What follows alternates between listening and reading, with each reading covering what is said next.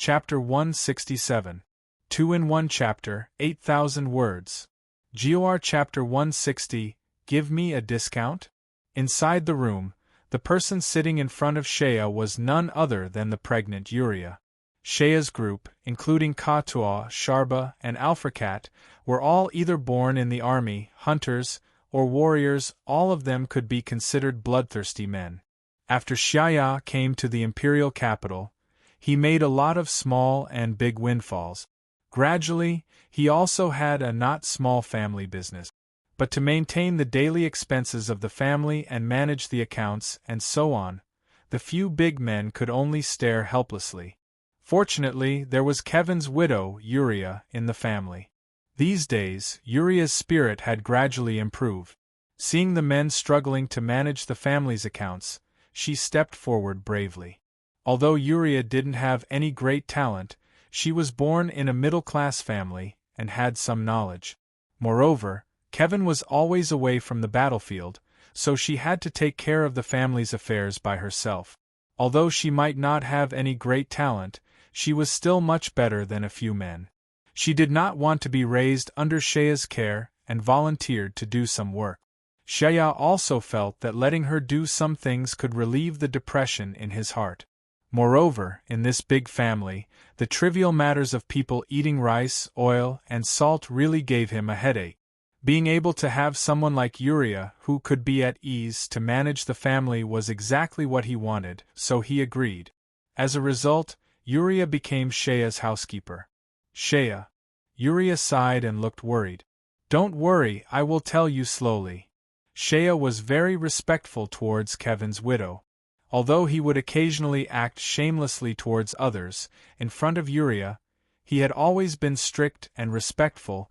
Even when he was living with the old man, he had never been so respectful. The country bumpkin took a deep breath and said seriously, I was too anxious. You can tell me slowly. It's just money. If worse comes to worst, I will just sell this house. There is no need to sell the house. Yuria smiled faintly. She stroked her belly with one hand and slowly said, I did some calculations. Such a big house has a total of 49 rooms. This is not including the inner courtyard, the outer courtyard, the horse shed, and the carriage yard behind. Many places are too dilapidated. If you want to renovate it, even if you don't make it luxurious, you can just restore it to its original state. With the price of building materials in the capital, the cost would be at least 2,000 gold coins. Shea stared. That expensive? 2,000 gold coins. With the price of imperial capital Australia, 2 silver coins was enough for a family of 3 to live for more than a month. That would be enough for a year's expenses. 2,000 gold coins was enough for an ordinary family to live for 1,000 years. Yuria didn't know whether to laugh or cry. There's nothing we can do about it. The floor was originally made of high-quality granite, and the bricks on the walls weren't ordinary either. The plants in the courtyard were transplanted, and the lamps were damaged. Some of them were damaged. Even if we don't replace all of them, we still have to buy the same things as the original ones. Although this house looks dilapidated, I've looked carefully. The original things here are all top-notch. The cost of this house back then really surprised me when I thought about it. All the big and small places have been renovated. 2,000 gold coins is already the best we can save. After a pause, she continued, also, with such a big house after the renovation, the daily expenses will not be small. The gardener who takes care of the garden, the cook, the maids, the coachman, the servants, and the handymen will all have to be hired. You are now a noble and a high-ranking official. You can't just find a few people on the street to work for you. Those servants who have undergone strict training and are used by big families will have a high salary. In addition, there is also the daily expenses. With such a big group of people eating and eating, it will cost a lot every day. I have calculated. According to the size of your subordinates and the expected number of hired servants, our monthly expenses will be at least 100 gold coins. And this is just the visible expenses. With such a big house, you can't just renovate it once. Such a manor will cost a lot of money to maintain. I have asked around. Other noble families will need to spend close to 1,000 gold coins to maintain their manors. This is already the least. Speaking of this, Uriah hesitated. She looked at Shea and sighed. Shea, now it is just the two of us. I have a few words to remind you. I am just a woman. If I say something wrong, please don't mind. Yes, just say it.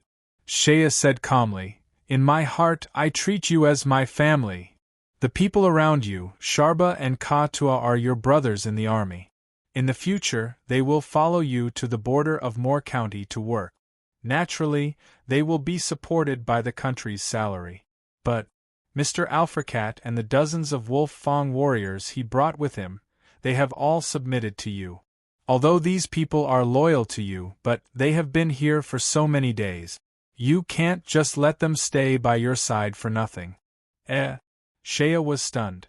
Uriah looked at Shea's blank face and smiled. They used to be an independent warrior group. Although they didn't earn much, they still had income every year. Moreover, they are independent and not under anyone's control. Now that they are following you, although Mr. Alfracat is very loyal to you and you have helped him a lot, but you can't feed him for the rest of his life, right? Think about it carefully. They used to lead the warrior group to make a living. They earned more than 10 gold coins every month. Now that they have been following you for so many days, even if Mr. Alfracat doesn't want your money, the warriors he brought with him may not be so loyal to you. You have to pay them, right? Otherwise, why should they follow you for nothing? Shea suddenly understood. After all, he didn't know anything about this kind of thing. These days, he had actually forgotten about this matter. To put it bluntly, since they followed you, they are your subordinate. Naturally, you should pay for their food and drink. In addition, you have to pay them for their wages, right? Otherwise, why should they follow you? Shea had never been a leader. Although he had led people in the army before, the soldiers under his command all received their salaries from the country. Why would he need to worry about this? But he had really forgotten about this matter completely. These days, when everyone followed him, he only thought that everything was fine as long as they had wine and meat to eat. He had never thought of paying them for their wages. Fortunately, Alfracat had never complained. But if he didn't say anything, the warriors under him might have some thoughts in their hearts. Shea stood up and bowed sincerely to Uriah. I was careless. If it weren't for sister-in-law's reminder, I would still be stupid. Uriah smiled slightly. You are a noble and a high-ranking official. Naturally, there will be others to do these small things for you. It's not your fault that you didn't think of it. Well, actually, I have secretly calculated. Those warriors brought by Mr. Alfracat, you can choose some of them to join the army. Naturally, there will be military pay for them in the future. Some of them are not suitable to be soldiers, so they can stay at home as guards. The expenses will be your own. As for their salary, I have inquired about their previous income in the warrior regiment. It can't be lower than before. Counting these, you will have to spend dozens of gold coins every month. The salary of a person is not so much, but the cost of weapons, armor, and horses will be a lot. As the saying goes, the poor study while the rich study martial arts. Raising so many warriors is not only for food, but also for weapons and armor. Shea frowned. Well, according to what you said, after spending all the money I have, how much will I have left? Uriah sighed. 1,000 gold coins. Shea was overjoyed. In his opinion, 1,000 gold coins was already a lot. That's good, that's good. I still have so much. It's enough to support me until I go to Moore County. No. I mean, you are still short of 1,000 gold coins. The money you have is not enough now. Although you have received a lot of money recently, you have been busy recently. Coming in and out, the gifts from the envoys in the palace, and the expenses of the family are all money. I have calculated carefully. If you want to renovate the house now, you really don't have enough money, so you will have to go out and borrow money. Unless the house was left unrepaired, and the men-at-arms of Monsieur Alfred Cart had been paid to take in. Only when everyone is at ease and their hearts are at ease, this family will be stable. Shea was a carefree person. He laughed loudly and said, "So be it. If you don't renovate the house, then don't renovate it. It's not like we don't have a place to stay. It's not that simple." Uriah smiled bitterly and looked at Shea. "You are such a carefree person." Sigh. "I have calculated it. This house, if we don't renovate it today, we won't renovate it tomorrow. But in the future, we will have to renovate it. I have roughly calculated that in the future, every month, our family's expenses will be at least a few hundred gold coins. In a year, there will be some additional expenses. You will be a noble in the future. Making friends, receiving guests and sending them off will all cost money. In total, every year, we will need at least 3,000 to 4,000 gold coins. If something happens, I am afraid that even 5,000 gold coins won't be enough." Pausing, Uriah looked at Shea. "Although you have been conferred the title of Baron, you will have your own fief in the future. With fief, you will have income and your own salary as an official, but I have also asked around. In the Empire, an ordinary baron's fief is at most a small town, and the annual tax income is only 2,000 to 3,000 gold coins. This is already quite good. In other words, with your title and income from your fief, you won't be able to raise such a large family." Shea was dumbfounded, completely dumbfounded. Can't raise a family? What a joke. Shea was so angry that he pulled his hair. He used to be a peasant in the mountains. He only had one mouth to feed himself. He didn't have to worry about his family. Occasionally, he would hunt a prey and sell it. In addition to food and drink, he would still have some savings. Maybe he would even have a few more copper coins in his pocket to exchange for some wine. Now, he was an aristocrat. He was well-dressed and well-fed. He had an official position and a fief. He also had a large number of people in his fief, but he couldn't even raise a family? Uriah smiled bitterly. Looking at Shea's confused and surprised expression, she patiently explained to this kid. Generally speaking, a baron could only be regarded as a middle to low noble rank. As for the fief, a baron's fief was generally only the size of a small town. This was still considered good.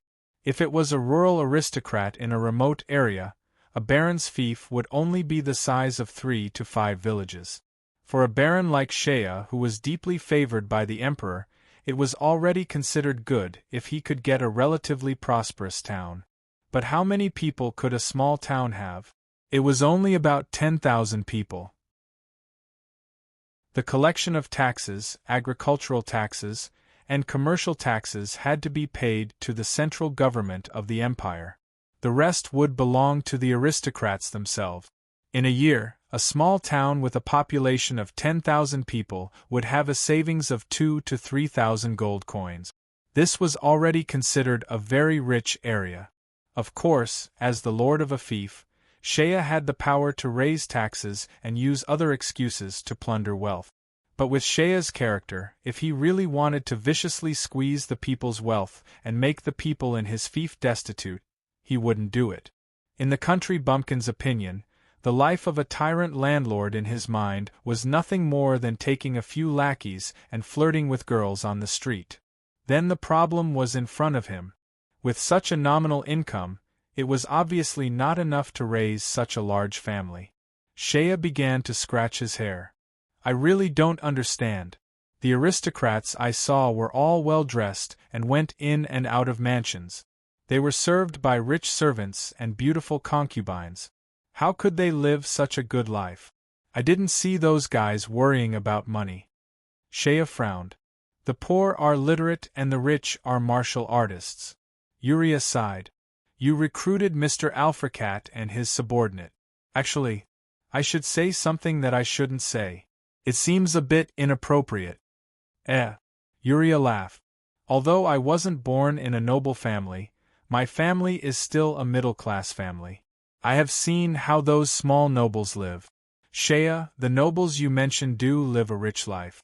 But those are the real rich and powerful. In fact, in the empire, a baron is only a low-level noble. Most of the low-level nobles don't live as well as you said. In fact, in my hometown, a baron's family lives in a big house that is slightly better than an ordinary family's. They have 3 to 5 old servants at home. When they go out, they have a carriage. Their food and clothes are not much better than an ordinary rich family's. As for private soldiers, generally speaking, a small baron's territory is only the size of a town. How many private soldiers do they need? It is enough to gather a few peasant soldiers to maintain law and order. But you, on the other hand, recruited a group of warriors. Mr. Africat's martial arts skills are superb, and the warriors under him are also not bad. But in the entire empire, no baron can recruit such an elite private army. Yet, you spent lavishly. Not only did you recruit these warriors, you even equipped them with armor and weapons. You even gave each of them 2 good horses. This can be considered as an elite cavalry. Have you ever seen a small town garrisoned with such an elite cavalry? Shea was speechless. There are only a few ways for nobles to make money. First, tax. I will reject this method on your behalf. After all, the empire's national taxes are not low. Ordinary people can't afford to pay higher taxes. Blindly exploiting them is something that you can't do. Even if you want to do it, I won't agree to it. Second, it is a method that can't be seen by others. Business. Get a few businesses in your territory. You can do basic necessities, food, housing, and transportation. Open a tavern and do business. There are also nobles who offer usury. I even heard that in the remote areas of the empire, some nobles are also involved in the business of human slaves. Shea shook his head. Business can be done, but I don't know how to do business. As for usury, Lao Tzu doesn't have any money on hand. Where can he find the money to lend to others? Buy and sell slaves? Who am I going to sell them to? I can't sell myself, right?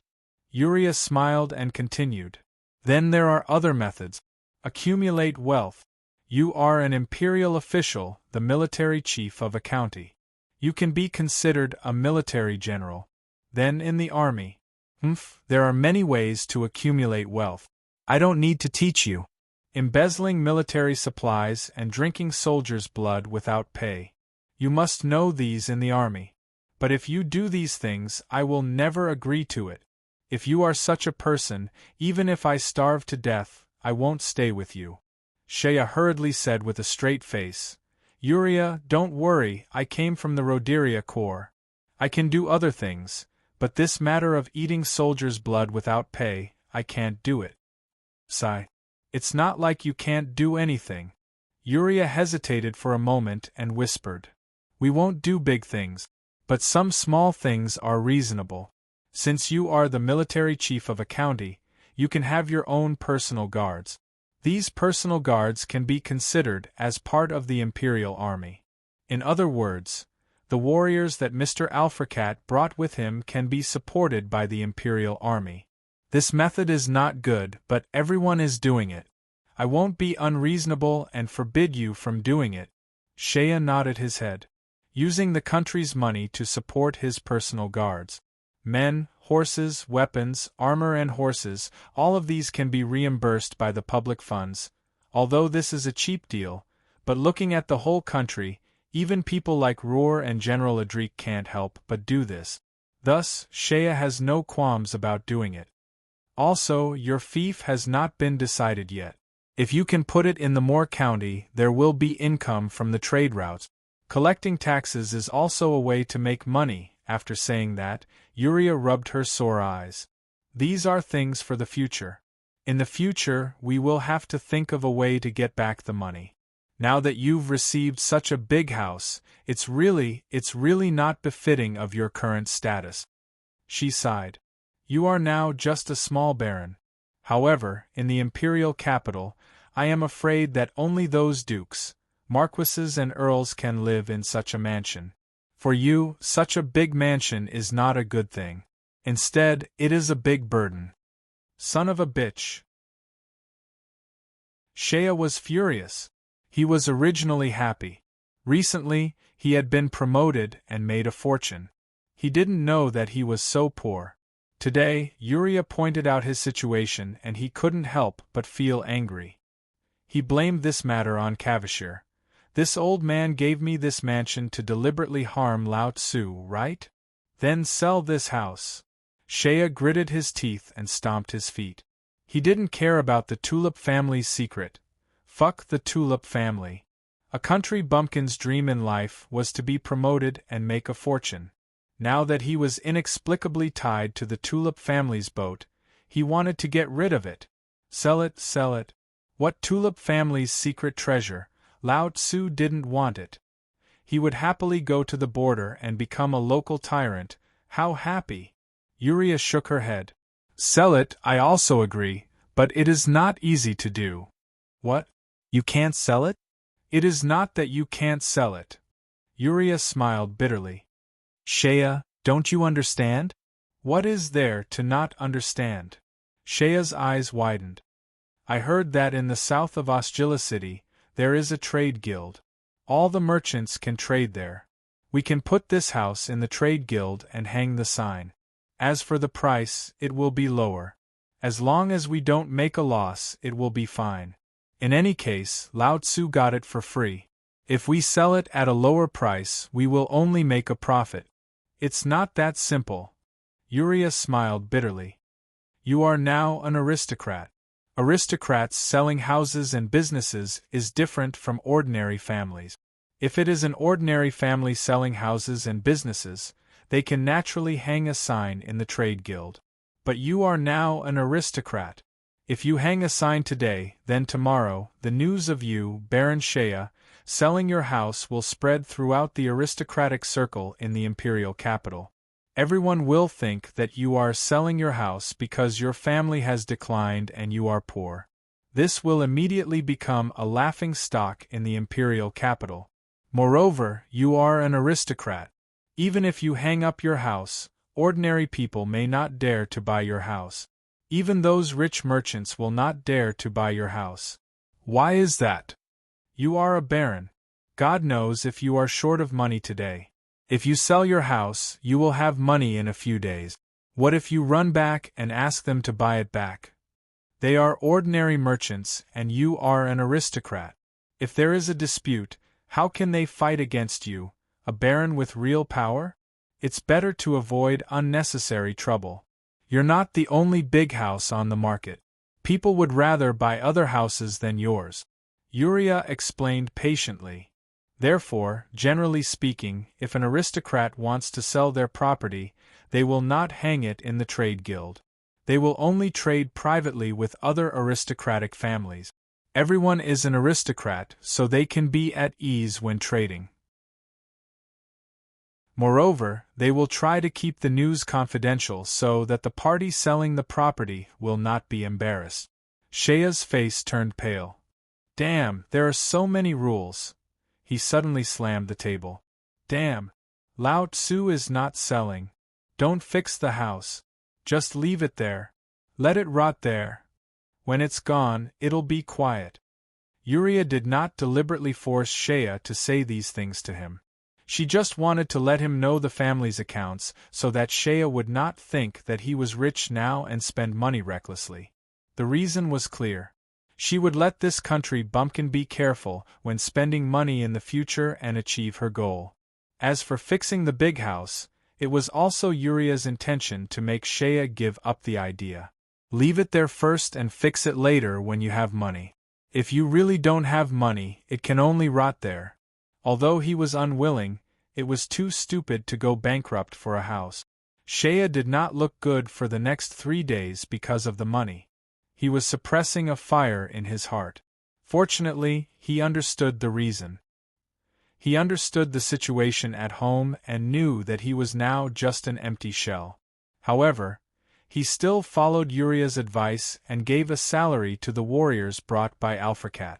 Sure enough, after these guys received the money, they were very happy and their hidden resentment disappeared. People were like this. Shea understood this very well. If it were him, he would also have resentment. I used to have income as a warrior. Now that I am relying on you, the Baron, I have no money. Who would still be willing to work? However, the word bankrupt had been pressing on Shea's heart, making him unable to relax. He had been dreaming for the past 2 days. He dreamed of himself dressed in rags, leading a group of brothers with broken swords and worn-out armor to beg for food on the street. Damn it! Money! He really did not expect that after becoming a noble and an official, he would be worried about money. In the past few days, some of the nobles he met at the Royal Garden hunting ground were instructed by the elders in the family to befriend and rope in Shea. Shea was also invited out for a few drinks, but now Shea had become stingy. Usually, with his temperament of wanting to act like a big shot everywhere, if someone invited him for a drink, he would invite them for 3 drinks. But now, if someone invited him for a meal, he would rather starve for a day before going to the banquet.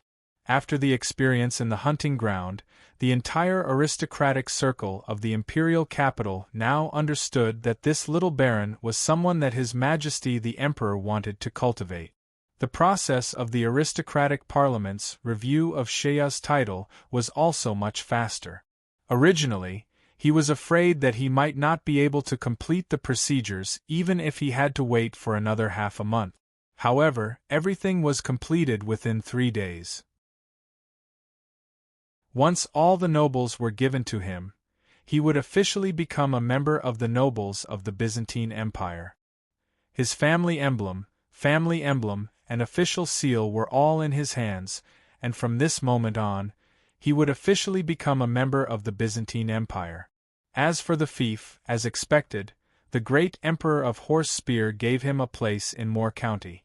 It was a small town near Denzel City.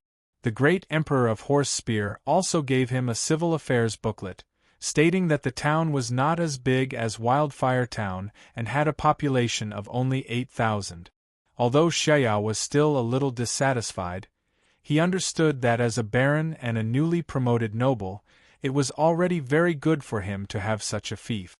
If it was someone else, without a foundation and the Emperor's appreciation, even if he was given the title of baron, his fief might have been given to some wild area in the east. After all, Moor County was still considered a food-producing region. After the procedures were completed, it was said that the Qigong Emperor had intended to personally bestow the title upon him. However, he was stopped by his subordinate. If the Emperor were to bestow a title upon a small baron, wouldn't that mean that the Emperor would have to personally bestow the titles of all small nobles in the future? In the end, the Emperor didn't make an appearance. Instead, he sent a messenger to Shea with a few words of encouragement. It was nothing more than, "Work hard and produce results. I won't treat you unfairly." On the other hand, when Shea heard the Emperor's words, he almost cried. When the messenger saw the Baron so emotional, he couldn't help but console him. "Lord Baron, His Majesty appreciates you so much. You must produce results to repay His Majesty." How could he know that Shea wasn't crying because of the Emperor's worthless words of encouragement, but because of the money in his pocket? Every time the Emperor sent a messenger to visit him, he would have to secretly stuff another piece of gold into the Emperor's pocket. After the title was settled, the official letter of appointment from the military was quickly sent down. After these matters were settled, Shea had no reason to continue staying in the imperial capital. According to the imperial military law, he had to leave the imperial capital within 6 days of receiving the letter of appointment. Otherwise, if he didn't leave within the time limit, he would be committing a serious crime of dereliction of duty. Before leaving, while Shea was packing his luggage, someone suddenly came to the door. The person who came was dressed as a servant in a linen robe. When he paid his respects, he didn't say who sent him. He only left a sentence for Shea: "Come and pay your respects to your master." Shea was busy at home. When he heard Soit's report, he became angry on the spot. Pay respects to his master? Pay respects to my ass. Giving me a house like this, it's obvious that he's trying to harm me. No! Shea was furious and said to Soit, Lao Tzu doesn't want to see him. Let him go back and talk. I won't pay my respects. If you want to pay me 30,000 gold coins, I'll pay my respects. Seeing that his master was angry, Soit didn't dare to ask any more questions. He went out and passed on Shea's words to the person who came and sent him away. But after a while, Shea calmed down and regretted it in his heart. Damn, I'm courting death. Of all the people to offend, why did I have to offend Cavashir, that terrifying loner? If he wants to play me to death, isn't it up to him?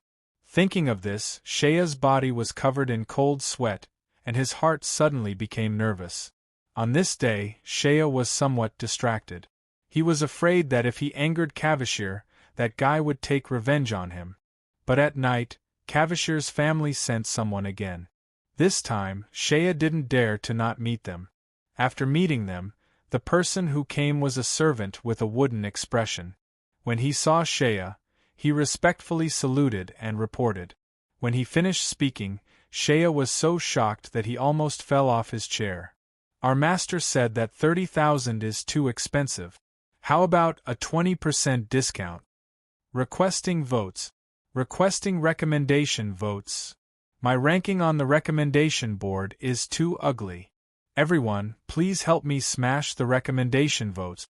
Don't be afraid of trouble, just give me a few pointers and give me some motivation. To be continued. If you want to know what will happen, please go to www.chidian.com.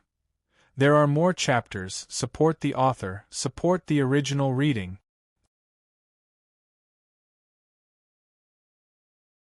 Chapter 168. 2 in 1 chapter, 9,000 words. GOR Chapter 161. End of the road. Hearing this, Shea almost fell out of his chair. With great difficulty, he sat down and carefully sized up the person sent by Cavehill in front of him. Seeing that the other party's expression was serious and didn't have the slightest intention of joking, Shea couldn't help but feel guilty. He probed, What did you just say? I did not hear it clearly. Say it again. My master said 30,000 is too expensive. How about a 20% discount? This time, Shea heard it clearly. Every word was spoken in detail and without any ambiguity. Next, the country bumpkin's mouth gaped open, his jaw nearly touching the floor and his eyes bulging out. Son of a bitch. Cavashir, that old bastard, what kind of trick is he playing? 30,000 is too expensive, yet he wants a discount? Could it be that Cavashir, that old bastard, has suddenly lost his mind? He is actually willing to do something like this? I have only heard of people spending money to buy slaves, women, beauties. I have never heard of anyone spending money to buy an apprentice. That, Shea stammered. That money, should I give it to him or should he give it to me? After asking that question, the servant looked at Shea as though he was looking at an idiot. He asked, Lord Baron, weren't you the one who asked for money from my master? Oh, that's right. Shea's heart calmed down. He feared that Cavashir had made a mistake and that he, Shea, would be the one paying to become his apprentice. He was now just one step away from bankruptcy. How could he have the money to become his apprentice? But then, his heart became anxious again. Cavashir will give me money? That old bastard will really give me money? Even if he does give me money, will I dare to take it? Shea smiled bitterly and pinched his chin. After hesitating for a long time, he nearly pinched his chin flat. Finally, he made up his mind. Son of a bitch, since he is willing to give me money to spend, I might as well not take it. After I take the money, I will run to the border. In the future, the Emperor will be far away. What can he do to me? The country bumpkin made up his mind and brought out the hooligan attitude he had when he was in Wildfire Town. Fine. Go back and bring the money over. I will write the apprentice letter. Seeing Shah open his mouth, the servant seemed relieved, but his wooden expression revealed a trace of craftiness. Don't waste time going back and forth, Lord Baron, I have brought the money. Finished speaking, he bowed to Shah, turned around and ran out of the room and out of the courtyard. Not long after, a large carriage came in from the corner of the street. It was obvious that the carriage had been waiting for a long time. It drove to the door of Shah's residence. 2 servants ran down and carried a box in the door. At this moment, Shah also came out and stood in the courtyard. He watched as the other party respectfully placed a large chest in front of him and opened it. Immediately, the inside of the chest was sparkling with golden light. The chest was neatly stacked and filled with palm-sized golden pancakes. And the gold. It was purple gold. It was even more valuable than gold. According to the Empire's exchange rate, 1 piece of purple gold could be exchanged for 6 pieces of gold. Lord Baron. The servant bowed to Shah and respectfully said, This is some money. My master asked me to bring it. There are a total of 1,000 purple gold pancakes. When converted to imperial gold coins, it is exactly 24,000 gold coins. Please check and accept it. Shah was speechless. The country bumpkin was silent for a while. Then he looked at the servant. You brought the money just now? You threw it to me. Aren't you afraid that I will take the money and go back on my word? The servant's seemingly honest face revealed a trace of a smile, but in Shah's eyes, that smiling face seemed to have a kind of infuriating look. Our master said, You don't dare to go back on your word. Shah was completely convinced. He was just angry and regretted it. He was worried that he would anger Cavalier. But he didn't expect that old man to go crazy with him. 24,000 gold. It was equivalent to 7 to 8 years of income for a small noble. This old man is really rich. Shah's mind became active. It seemed not bad to have such a rich teacher. Regardless of whether he was moved or regretful, the situation at this moment had already forced Shah into a corner, and he had no choice but to agree. The country bumpkin jumped into the river and closed his eyes. He didn't think about anything else. He ran back to his room and found a pen and paper. He wrote a few lines. Today, Empire's Baron Shah Thunder admires Lord Cavalier's talent. He is willing to be your disciple. Here. Also, there is a fee of 24,000 gold. It is non-refundable. After drying the ink, he carried it out and stuffed it into the servant's hand. He waved his hand and said, It's done. Take this back and report to your master. The servant glanced at the apprenticeship letter in his hand, and the corners of his eyes twitched. He thought to himself, This guy is really an idiot. In the entire imperial capital, the disciples who are apprenticed to our master are either rich or noble. Others can't even beg for them. This apprenticeship letter is like an IOU. Where is the slightest hint of respect? Shah wrote the apprenticeship letter. But after waiting for a while, he saw that Cavalier's servant had no intention of leaving. He glared at him and said, What are you waiting for? Are you waiting for me to start eating? The servant cursed in his heart, but he smiled apologetically and said, Since you are apprenticed, then Lord Baron is family. Before I came, my master told me a few things. Sure enough, Cavalier's money wasn't easy to take. Shah's heart trembled. Okay, tell me. Yes. The servant got even more respectful and said, First, according to the customs of Byzantine, when a disciple wants to be a disciple's disciple, he or she has to give him or her a certain amount of money. However, we can't skip this rule. Otherwise, it won't be our master who will lose face, but you, Mr. Baron. People will say that you don't know how to respect your master. Shah's face paled. This teacher? How is it calculated? It doesn't need to be too much. It's just the meaning. The servant's first sentence made Shah's heart relax. But then he heard the servant say, Generally speaking, my master set a rule. In order to prevent the students from competing with each other, the teacher will be treated equally.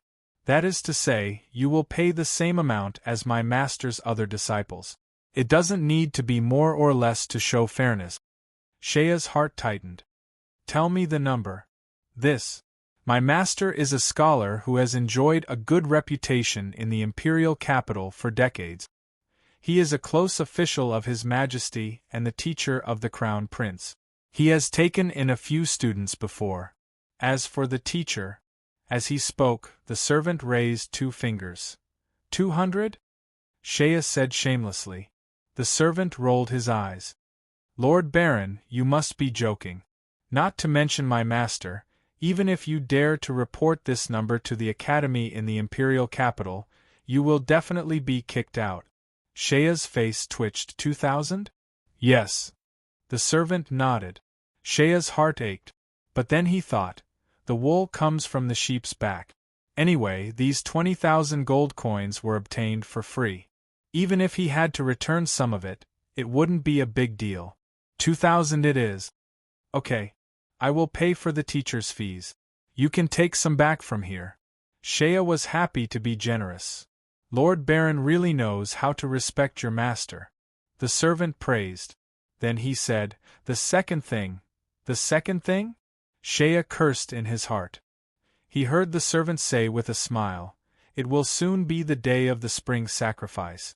According to the customs of our Byzantium people, the spring sacrifice is the time to study hard. Every family has to send some gifts to the teachers for the spring sacrifice to pray for good luck. Shea's face turned ugly. This. How much? Not much. It is still the same number. The servant still raised 2 fingers. Shea scratched his head. Okay. You can also take some back from the box. Thank you, Lord Baron. The servant smiled and continued. Is there a third thing? There is more? Shea stared. Well, there is no need to say it. But now that you are my master's student, it is better to tell you. Actually, it is just a coincidence. In a few days, it will be my master's birthday. According to the customs of our Byzantium people, the disciples naturally have to congratulate the teacher on his birthday. According to the customs, the gift money is generally rounded up. Our master is 54 years old this year, which is looking at 6. Then, the gift money is closer to 6. You mean 6,000? Shea sucked in a breath of cold air. Exactly. Last year, when my master was 53 years old, His Highness the Crown Prince and several other disciples gave him 6,000 each. This year, it is the same. The servant's smiling face made Shea have the urge to punch his nose. Take it, just take it. Shea glared and shouted. Thank you, Lord Baron. The servant bowed again and continued. And, stop. Shea was frightened and hurriedly shouted, cutting off the servant's words. Don't say any more. If you continue, I'm afraid this bit of money won't be enough for you to get back. I'm afraid I'll have to pay for it. Seeing Shea's expression, the servant laughed in his heart and said respectfully, That's all. What I want to say is that my master asked me to send you a message. Have a safe journey. When you reach your destination, be careful. If there is anything you don't understand, write a letter back. After saying that, the servant waved his hand and moved the small half of the gold coin out of the box with his companion and carried it to the carriage outside. Then, he swaggered off. Shea saw that half of the gold coins in the box had disappeared and couldn't help but feel pain in his heart. All right, 24,000 gold coins, 2,000 for the teacher, 2,000 for the spring sacrifice, 6,000 for the birthday gift. Just like that, he got back 10,000 gold coins. Fortunately, I reacted quickly and stopped the other party. Otherwise, I'm afraid that I wouldn't be able to get any money today and would really have to pay out of my pocket. Shea let out a sigh of relief and grabbed a few pieces of purple gold pancake. Just as he was carefully examining them, he suddenly thought of something and his face immediately changed. Not good. Shea stamped his feet and sweated profusely. I was fooled. The 2,000 for the teacher was a one-time expense, and there wouldn't be any more in the future. But that damned spring sacrifice and birthday gift, if he gave it this year, there would be more every year.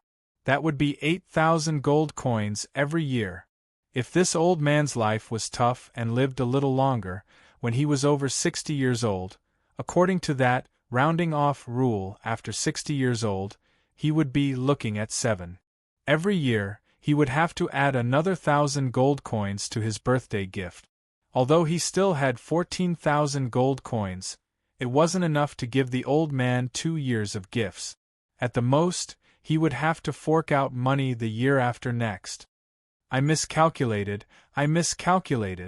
This teacher was really king expensive. Where am I going to find 8,000 gold coins every year in the future? I'm just a small baron and my annual income is only 2,000 to 3,000 gold coins. Shea stamped his feet and walked around the courtyard a few times. He looked up at the sky and sighed. His intestines were green with regret. But he suddenly had a thought. Cavalier, this old man looks like he's really rich. With the way he collects money, if he has a few apprentices, he'll earn tens of thousands of gold coins every year.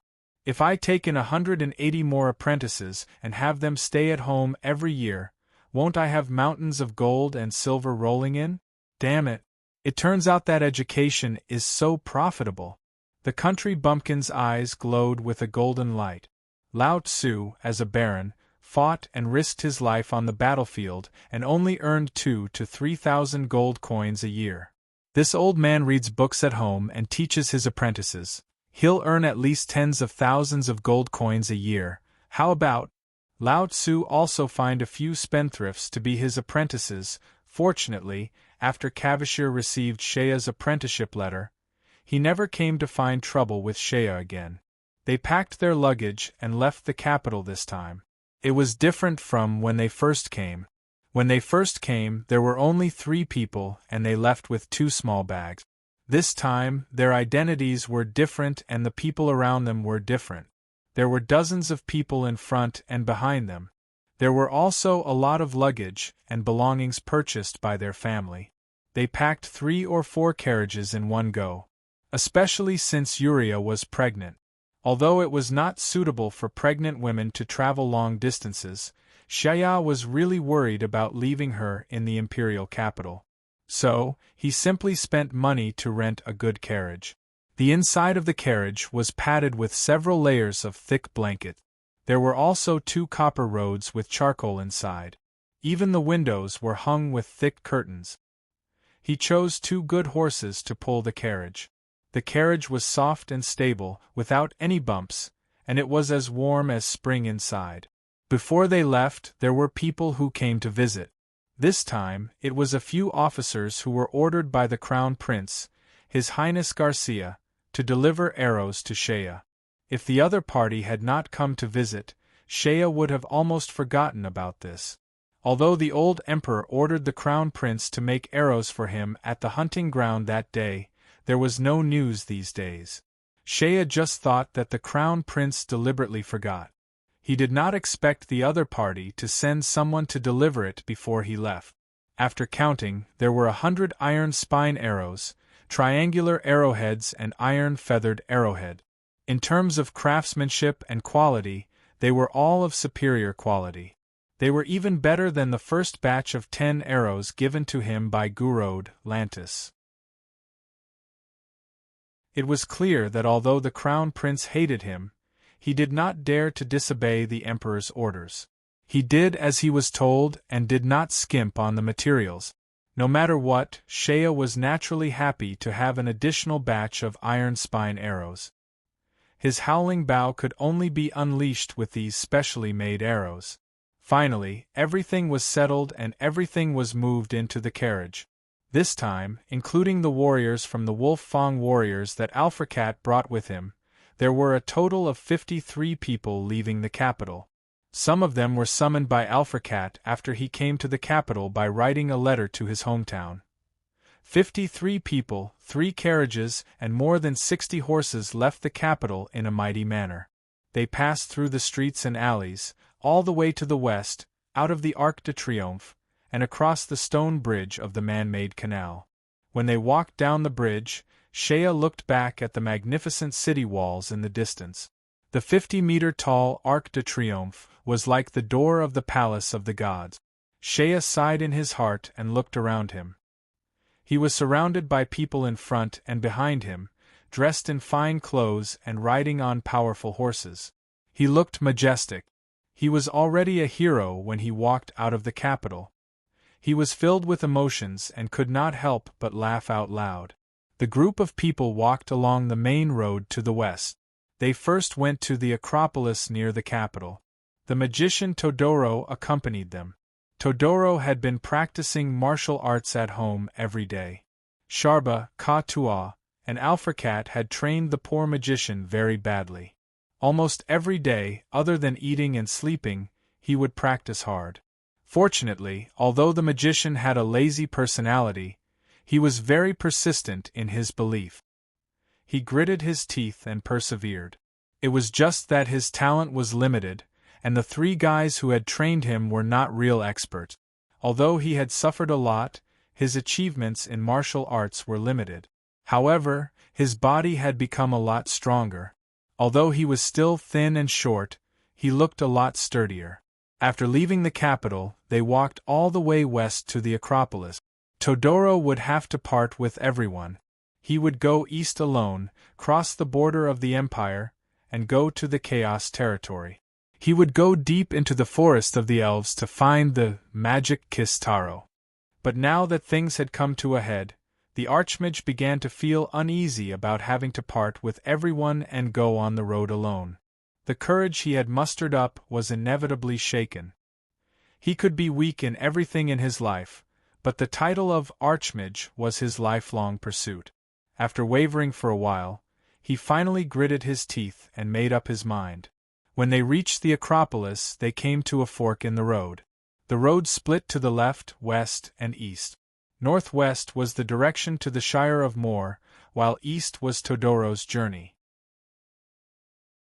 Shea looked at this retainer who had followed him for many days. In the end, he sighed. Have you really made up your mind? Won't you regret it?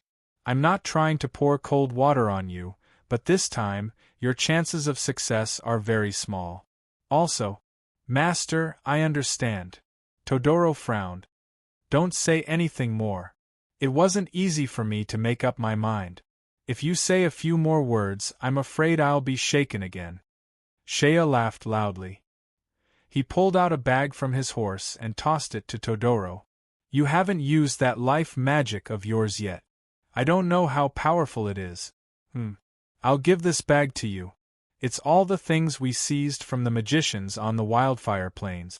I don't have any use for them anyway, so I'll give them to you. Maybe they'll be of help.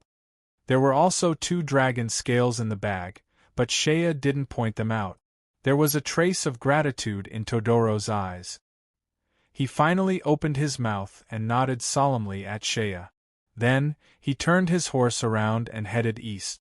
Seeing this wretched fellow so determined to follow his own beliefs, the others around him couldn't help but sigh with emotion. Although Todoro was usually lazy and cunning in his actions, at this moment, he was truly admirable. Even Shea's other retainer, Soit, who usually bullied Todoro, couldn't help but quietly wipe a few drops of tears at this moment. After being moved for a while, everyone still continued on their journey. They didn't enter the Acropolis, but headed straight northwest at the fork in the road. They walked slowly along the main road for about an hour. From time to time, Shea would ride his horse to the luxurious carriage in the middle of the group, where Yuria was in. He would open the window and ask about her well-being. The warriors of the Wolf Fong warriors acted as guards and guarded the front and back of the convoy. As they were walking, they suddenly heard someone shouting from the main road behind them. At first, the voice was still very far away and there was some wind. The voice was faintly discernible in the wind, so they couldn't hear it clearly at first. After a while, Shea and the others were alarmed. They looked back and saw a cloud of dust rising in the distance behind the main road. There was also the sound of galloping horse hooves. Then, they heard the intermittent sound of a sharp and distressed shout in the wind. "Brother Shea! Shea! Master! Master! Help! Help!" Shea heard it clearly this time. He was stunned for a moment, then waved his hand and the convoy immediately stopped. Shea, Alfrakat, Sharba and Kato rode to the end of the convoy and looked back. They could vaguely see dozens of riders galloping in the dust. At the very front was a horse and a carriage. Both the horse and the carriage were galloping with all their might. The people on the horses lowered their bodies and fled in a sorry state. Behind them, dozens of horsemen chased after them. The dozens of horsemen were all warriors. As they galloped, the light of their weapons flickered in their hands. Some of them even drew their bows and shot arrows at the horsemen and the carriage in front of them. Fortunately, the carriage was at the back and the wide carriage blocked the arrows. As the rider and the chariot got closer, the person on the horse in front shouted loudly, "Mastership! Save me! Save me!" At this moment, as they were getting closer, Shea and the others could see the rider clearly. They couldn't help but be stunned. "Todoro?" Shea was bewildered. He looked at the people next to him and said bewilderedly, "Motherf *Ker, we just parted with death. How could he finish his mission and come back so fast? Don't tell me you're going back on your word halfway, giving up and coming back to find us." Seeing Todoro running helter-skelter, an arrow flew over the carriage and directly hit Todoro's horse's butt. The horse screeched and fell down. Shea saw this and was enraged. "Why are you in a daze? It's more important to save them," he shouted. "Sharba, Katua, take your men to guard the convoy. Alfrakat, come with me to save them." Before his voice faded away, he had already urged his horse to gallop forward. Alfrakat also shouted and pulled out his silver cross sword to chase after him. The distance between the two sides was soon covered. Shea rushed to Todoro's side. The poor magician was covered in dust and dirt, and there were some bloodstains on his body. He was just lying on the ground. When his horse fell down, one of his legs was under it. At this moment, he was in so much pain that he was crying for his parent. Suddenly, he saw Shea galloping in front of him.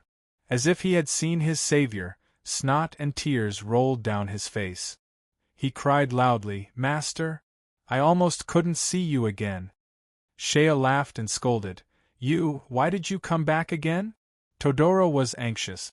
He pointed to the back and said, "Quick! Save that carriage. We can't let others take it away." At the end of the road, the escaping carriage was too heavy and fell behind. It was surrounded by dozens of riders who caught up.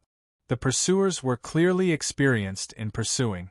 After catching up, someone rode past the carriage and stabbed the horse, pulling the carriage to death with a long sword. The carriage immediately staggered to a stop. Then, dozens of riders caught up and surrounded the carriage with battle cries. They stabbed and hacked at the people in the carriage with their long spears and short swords. There was a person sitting in the driver's seat of the carriage. He vaguely looked like he was wearing cotton clothes and a cloak. He held a long sword in his hand and resisted with all his might in the chaos. Suddenly, that person's body shook, and a ball of silver fighting energy burst out from his body. The surrounding warriors suddenly exclaimed and retreated. Then, they heard a shout, "What are you afraid of? He is already a cripple." After that, a rider jumped out. The rider held a long sword in his hand. A ball of gray fighting energy flashed and fiercely chopped down at the person in the carriage. This gray fighting energy was obviously not as strong as the silver fighting energy. However, what surprised Shea was that the coachman on the carriage raised his sword to block the attack. Apparently, he was unable to withstand it. Then, the attacker became even more courageous. He repeatedly chopped down with his long sword.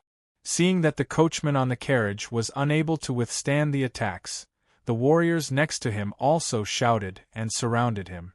They stabbed with their spears and swords. The coachman on the carriage blocked left and right, and finally got hit a few times. Although his hands seemed to be very sharp, and he managed to avoid being hit in the vitals, his shoulders and thighs were also injured in several places. Finally, he screamed and rolled down the horse track, landing in the dust. The pursuers cheered, and the leader of the group stabbed down with his sword. The coachman on the ground blocked with his sword. This time, there was a clang and the sword in his hand was sent flying. "Ah! You are about to die, but you still hurt several of my men." The leader was very proud. "Pay! Your men! They were originally my men," the man on the ground said in a voice full of resentment. "Xavier! You bastard! I used to treat you well and treated you as my right-hand man. I didn't expect you to bite me. Treacherous, heartless bastard!" The man lay in the dust. His blood flowed on the ground and mixed with the mud. However, he took off his cloak and revealed his true face. Shea in the distance glanced over and couldn't help but be stunned. "Eh? It's him?" Alfracat was also stunned. "Lord Shea. It's Philip." The man who was being chased and lying injured on the ground was the leader of the Silver Python warriors, Philip, who was crippled by Shea in the arena in the imperial capital. At this moment, Philip no longer had the arrogant and flamboyant appearance he had back then. He was wearing coarse cotton clothes. His handsome face was so thin that it was almost out of shape. His beard was unshaven and his hair was disheveled. Moreover, both of his hands were wrapped in thick bandages. Blood was seeping out of the bandages where his thumbs were. Seeing this, Shea understood. No wonder he couldn't defeat Philip despite having a higher level of fighting energy. This guy's thumbs were cut off and he couldn't hold a sword. Even if he held a weapon, his strength would be greatly reduced. Philip's face was filled with grief and indignation. "Vicious bastard! Xavier, if you kill me today, you will die a horrible death in the future." That Xavier sneered. "Philip, men die for wealth and birds die for food. In order to climb up, you will do anything. These are all things I learned from you over the years. Anyway, you are now a cripple. This Silver Python warriors will naturally belong to me from now on." Philip's face was pale. Seeing that the sword was only a finger's width away from his throat, he finally felt fear in his heart. "You? Must you be so ruthless? If I don't kill you, there will be your elders down there. If you don't die, everyone's thoughts won't stop. How can I suppress others?" Although they were far away, Shea could roughly guess what was going on after hearing these few words. He shook his head and glanced at Alfracat. "Evil will be repaid with evil. Let's go. Don't bother about this." Alfracat hesitated for a moment. However, when he saw Philip lying in the mud in the distance, he suddenly had a thought. He shook his head and said, "Sir, I'd rather kill him with my own hands than watch him roll around in the mud like a stray dog." After saying that, Alfracat took a deep breath and urged his horse to charge forward. The silver-crossed sword in his hand glowed with the light of fighting energy. "The Wolf Fang warriors are here. People of the Silver Python warriors, get out of Lao Tzu's sight." He urged his horse to charge forward, and the people in the distance were instantly alarmed. Actually, Xavier had already seen the people in front of him. However, he was confident in his numbers. When he saw someone rushing over, he shouted loudly, "The Silver Python warriors are here to do something. If you don't want to die, get out." However, before he could finish his sentence, he heard Alfracat's shout. When he heard the words "Wolf Fang," his expression changed instantly. The hatred between the Silver Python warriors and the Wolf Fang warriors ran deep. He used to be Philip's assistant. How could he not know?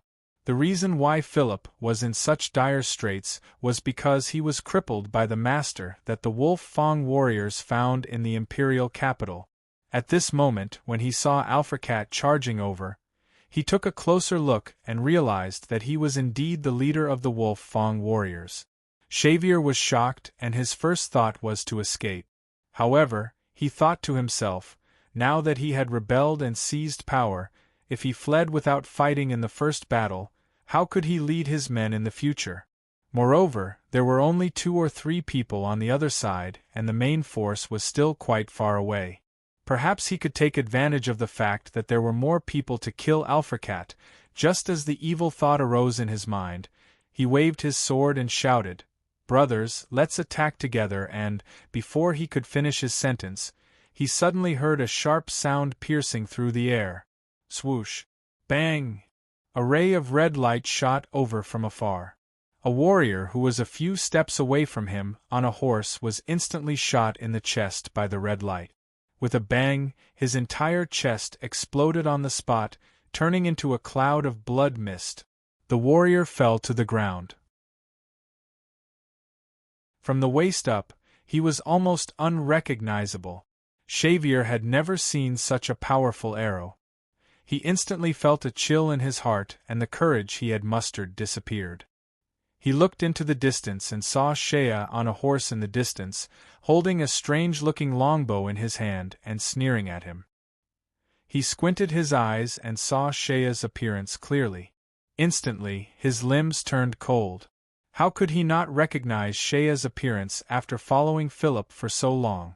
After Philip was crippled, he also heard the news and knew that this person was the Empire's new expert.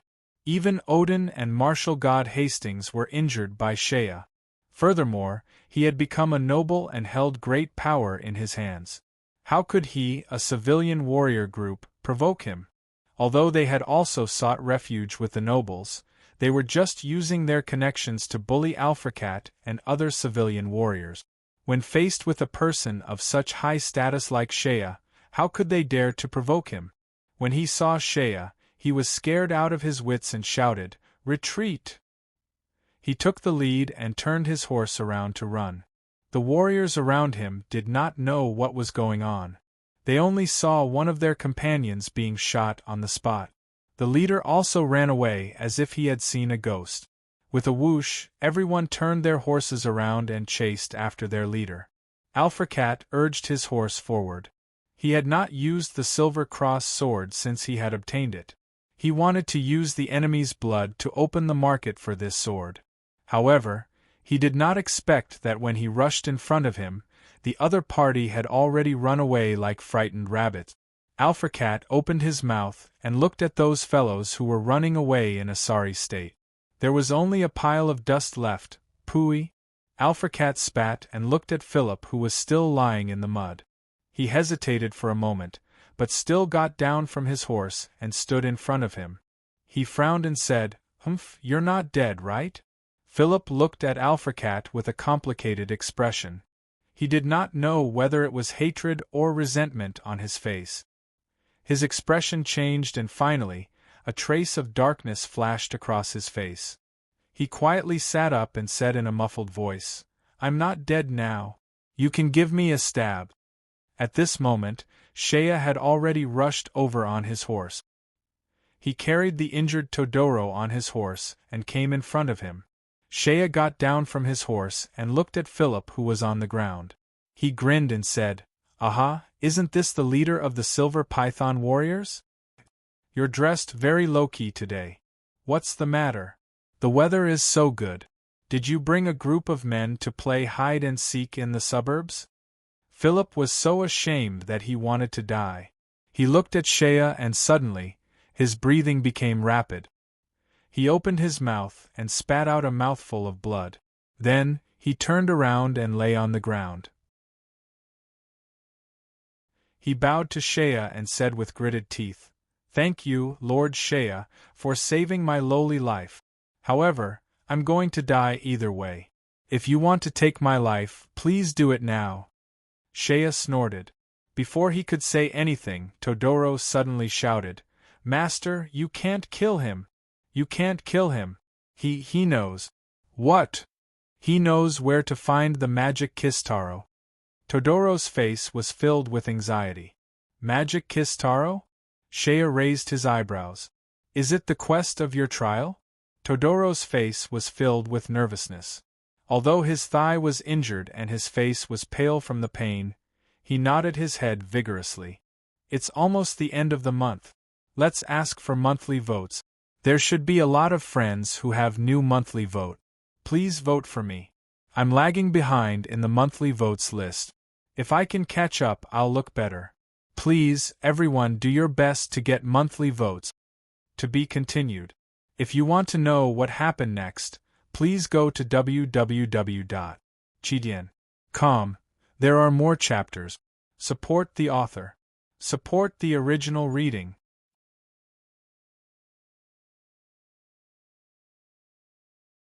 Chapter 170. 2-in-1 chapter, GOR Chapter 162, Sending Off Sigh. Shea sighed and walked forward. He lifted Philip up from the ground and placed him on the carriage. Then, he looked at him and said, "All right, tell me about it. Mr. Philip, it has been a while since we last met. You seem to be in quite a miserable state right now." Philip's face was ashen and his expression was miserable. Suddenly, grief welled up from his heart and he wailed out, "Back then, I was blind. Today, I was plotted against by that despicable bastard." It turned out that Philip was defeated by Shea in the arena that day. His entire body was seriously injured and many of his bones were broken. That was not all. However, Shea also hated him for his viciousness and cut off both his thumbs. That was equivalent to crippling him. This type of warrior practiced swordsmanship.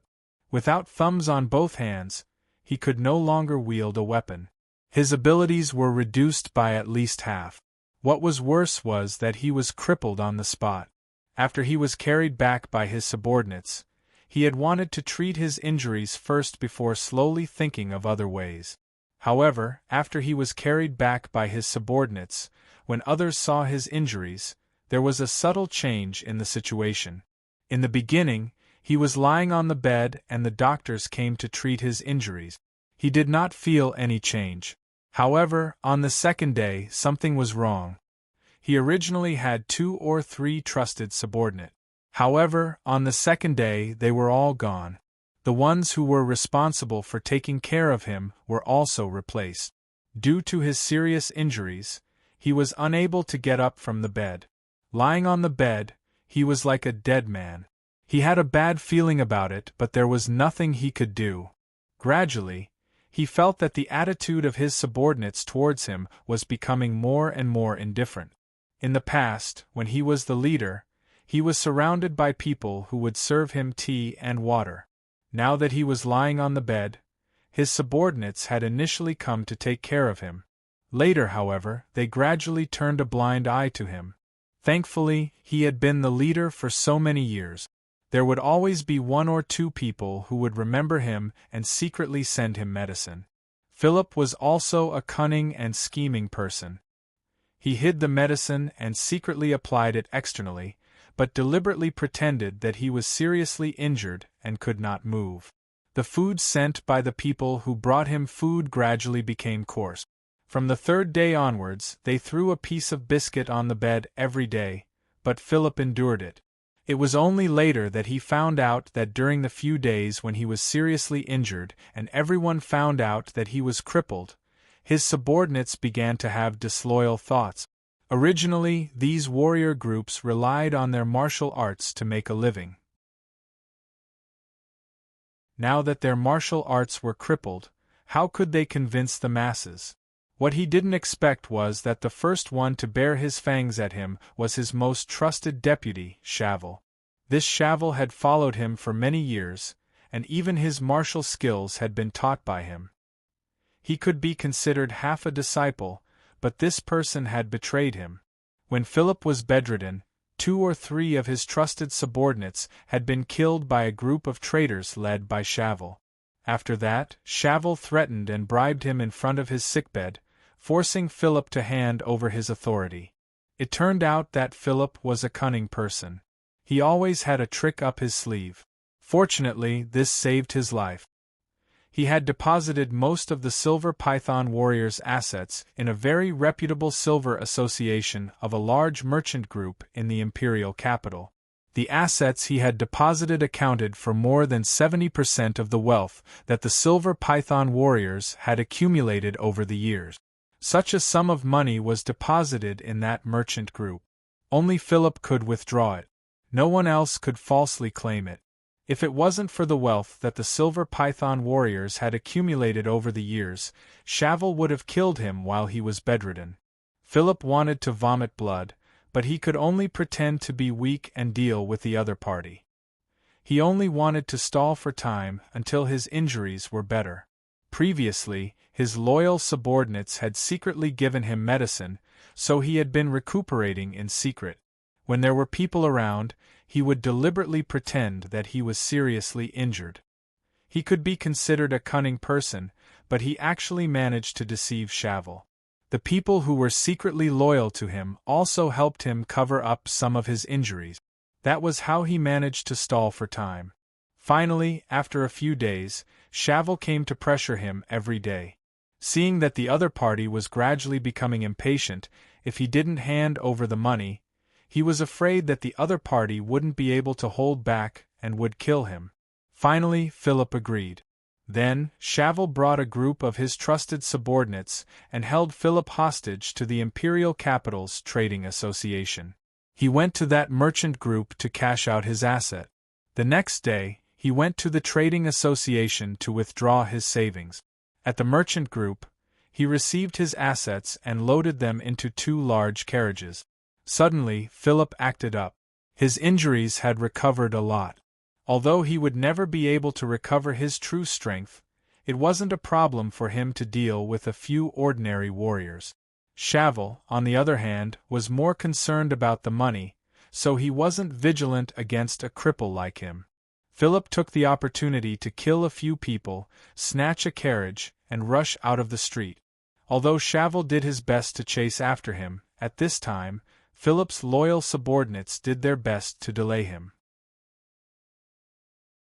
By the time Shavel killed all of Philip's loyal subordinates, Philip had already driven off. He was truly cunning. Taking advantage of the day, he drove the carriage to the city gates and fled. He had calculated that as long as he was in the imperial capital, there would be city guards patrolling the streets and the city gates. Even if Shavel caught up to him, he wouldn't dare to openly kill him. Thanks to his desperate efforts, he was able to escape the imperial capital. Shavel and the others chased after him on horseback, but they were still a beat too slow. Even after running out of the imperial capital, Philip was finally caught. It was my own greed that caused this mischief. Philip lay on the carriage, panting. If I had abandoned the carriage after leaving the city, they wouldn't have been able to find me if I had hidden in that small path or forest. But now that I'm on the run, I'm a cripple. I only want to keep this carriage of wealth so that I can support myself in the future. But the carriage is heavy and slow, and it leaves wheel marks on the road. He drove the carriage all the way to the east, but he didn't expect that at the east side of the fork, Todoro, who was riding behind him, had just parted ways with Shea and the others when he met Philip, who was heading east. Although Philip didn't recognize Todoro, during the ambush, Todoro had immediately rolled under the wheels. He saw that Todoro had changed his equipment after parting ways with Shea and the others. He was wearing an extremely arrogant magician's robe. Although he wasn't wearing a magician's badge, how could Philip not recognize the style of the magician's robe? He also saw that Todoro's horse was of the highest quality, and there were a few exquisite bags hanging from the saddle. The saddle and whip were all of the highest quality. In his heart, he was certain that this was a powerful magician. Philip knew that he was in a dangerous situation, so he deliberately tried to befriend Todoro. At first, Todoro didn't recognize that Philip was the leader of the Silver Python warriors. But after a few words, their identities were exposed, and they recognized each other. Todoro wasn't a pushover either. In the past, when he saw an expert like Philip, he naturally would have avoided him. But now that he was in such a sorry state, how could he, Lord Todoro, not beat him up when he was down? Although Philip's strength had been greatly reduced, he still had no problems dealing with Todoro. But now that he knew that Todoro was one of Shea's men, how could he dare to make a move against Todoro? He could only beg for mercy. When he heard that Todoro had come out to search for the magical kiss Taro, Philip immediately swore that if he could find the magical kiss Taro, he wouldn't have to risk his life in the anarchic lands. As long as Todoro was willing to let him go, then he, Philip, would guarantee that he would give him 10 magical kiss Taros. Hearing this, Todoro was so happy that a smile almost bloomed on his face. But before he could celebrate for more than a few minutes, his pursuers caught up to him. After a chaotic battle in which Philip fought with all his might, he and Todoro broke out of the encirclement, crossed a fork in the road, and headed west. And then we rescued him? Hearing this, Alfracat couldn't help but sigh. A look of sympathy flashed across his face. Although he had a grudge against Philip, the other party was already at the end of his rope. Seeing his arrogant enemy in such dire straits, Linley couldn't bring himself to hate him.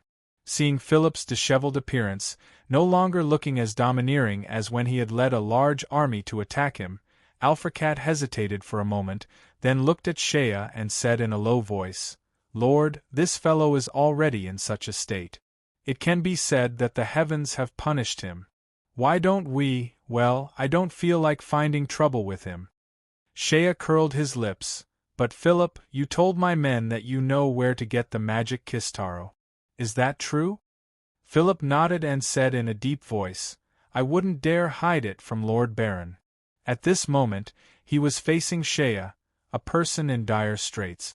Now that he knew Shea's identity, he didn't dare to act rashly. His attitude was as respectful as it could be. "Very good. Tell me and I'll let you go. Moreover, I'll save your life. Don't go east, follow us west. In any case, I can see that you've brought a carriage full of valuables. You won't be able to go back to your hometown. You're alone anyway. As long as you have money, you can live anywhere. Follow our convoy west. If someone chases you on the road, I'll block them for you. How about it?" Although Philip had already made up his mind to die, who would be willing to die if they had a chance to live? At this moment, a chance to live suddenly appeared in front of him. His eyes widened as he stared at Shea. His expression was complicated as it fluctuated between light and dark. After all, the person in front of him was the one who crippled him that day. His current dire straits could be attributed to Shea's actions. If he still had his ability, how could his subordinates dare to rebel? But at this moment, at the end of the road, Shea had once again saved his life. "Many thanks, Lord Baron." Philip rolled down from the carriage and fell into the dust on the ground. Shea stood motionless and looked at him coldly. "No need to thank me. It's a fair trade. You provide the magic kiss Taro and I'll guarantee your safety. It's very fair. But if you continue to commit crimes, Lao Tzu can kill you with a flick of his finger." Philip laughed bitterly. "My lord, after this incident, I have seen through many things. If it wasn't for the fact that I acted so viciously and taught by example, the people around me wouldn't have followed my example and treated me ungratefully. Moreover, I am now a half-crippled person. How can I still have the ability to do evil?" Shea nodded. "Get up. I'll protect your life." Philip crawled up. Without waiting for Shea to ask, he took the initiative to say, "The magic kiss Taro was originally only produced in the chaotic lands outside the eastern border of the Empire, in the territory of the elves. However, I know that there's another place on the continent that also has the magic kiss Taro." "Where?" Shea's eyes flashed. Beside him, Todoro also stared at Philip with eager eyes. "The Wildfire Plains. The Zaku tribe." Hearing this, Shea's eyes flickered. He grew up on the Wildfire Plains. How could he not know about the Zaku tribe? The Zaku tribe could be considered another race on the Wildfire Plains apart from the dwarves and goblins. However, although the Zaku tribe were natives, they were still considered humans. They were just a group of uncivilized savages. Their nature and customs were different from the people of the Byzantine Empire and the Odin. These natives were uncivilized and lived in tribes in the depths of the eastern part of the Wildfire Plains. The eastern part of the wildfire plains was a wild forest. If one kept going east, they would reach the Zaku tribe. It was in a secret forest. Although the Zaku tribe was uncivilized, they were still humans. The dwarves and goblins didn't interact with humans, but the Zaku tribe had many connections with the civilized world. The Zaku tribe was rich in rare goods that were considered rare goods in the civilized world. For example, the tobacco produced by the Zaku people was a good thing that the nobles loved. It was said that the tobacco was rolled out by the young ladies of the Zaku people, who rolled tobacco leaves on their bare thighs. Not only was the taste of the tobacco mellow, but the charm and gentleness in it made it more interesting. In addition, there was a gold mine near the Zaku tribe. It was rich in gold, and the local forest was rich in magic beasts. The Zaku tribe were brave and good at fighting, especially in the forest. They moved as if they were flying, appearing and disappearing unpredictably. They were also good at controlling wild beasts and using all kinds of poisons. Therefore, even though there was a gold mine near the tribe, the civilized world didn't dare to invade for a long time. They could only trade with the Zaku tribe. Fortunately, the Zaku tribe didn't hate humans as much as the dwarves. They were willing to trade with human caravans. They used their specialty tobacco, gold spices, magic beasts' fur and magic cores in exchange for some goods from the human world. It was said that the most popular goods from the civilized world in the Zaku tribe was wine. The Zaku tribe didn't know how to grow food, nor did they know how to brew wine. They especially liked the mellow wine brewed by humans, as well as silk utensils and ironwares. They were all very popular in the Zaku tribe. The Zaku tribe, I know that place. Shea narrowed his eyes. But how do you know that there is a magic kiss taro there? Philip said slowly, My lord, many years ago, our silver python warrior group wasn't as prosperous as it is now. Back then, my younger brother and I used to lead a group of warriors under our command to work as mercenaries for some large merchant groups to earn some money for food. There was once when we followed a caravan to the wildfire plains and entered the Zaku tribe's territory. I saw the magic kiss taro in the Zaku tribe with my own eyes. At that time, the caravan that went to trade reportedly saw this plant in the Zaku tribe's chief's room. They were very surprised. Later, they heard from the Zaku tribe that this plant existed in that forest. Moreover, it seemed that there were quite a few of them.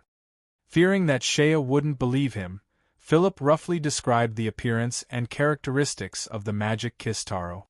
After listening, Shea looked at Todoro. Todoro nodded slightly. It seemed that what Philip said was correct. Shea sighed. All right, I'll believe you this time. After a pause, he turned his head to look at Todoro. Serves you right. Haha, if you had gone to the east alone, we would have thought that you were dead for sure. But if there is such a thing in the wildfire plains, haha, that's Lao Tzu's territory. If there really is such a thing, I'll find it for you no matter what. Although I haven't been to the Zaku tribe, I've run to the nearby forest before. It's just that I didn't dare to approach the tribe's territory. That place isn't too far away, it's just a little difficult to find. As long as you know the way, it's not difficult. Todoro was overjoyed. How could he not be happy to be able to prick the magic kiss taro without risking his life? Who would be willing to throw away their own life for nothing? In this way, Philip, who was originally an enemy, also joined Shea and the others. Shea sent 2 horses to pull Philip's carriage. The carriage was heavy and the wheels creaked as it moved. Several large chests were piled on top of it. Shea didn't know how much money Philip's silver python warriors had amassed over the years. Shea remembered that he had been short on cash recently. Looking at Philip's large car of belongings, he couldn't help but let his imagination run wild. In any case, we are enemies and not friends. With such a good opportunity, should I use underhanded means to take advantage of him? Philip did not notice. He probably thought that Sir Shea had a prominent reputation, was a noble, and was also a high-ranking official. Why would he covet his little money?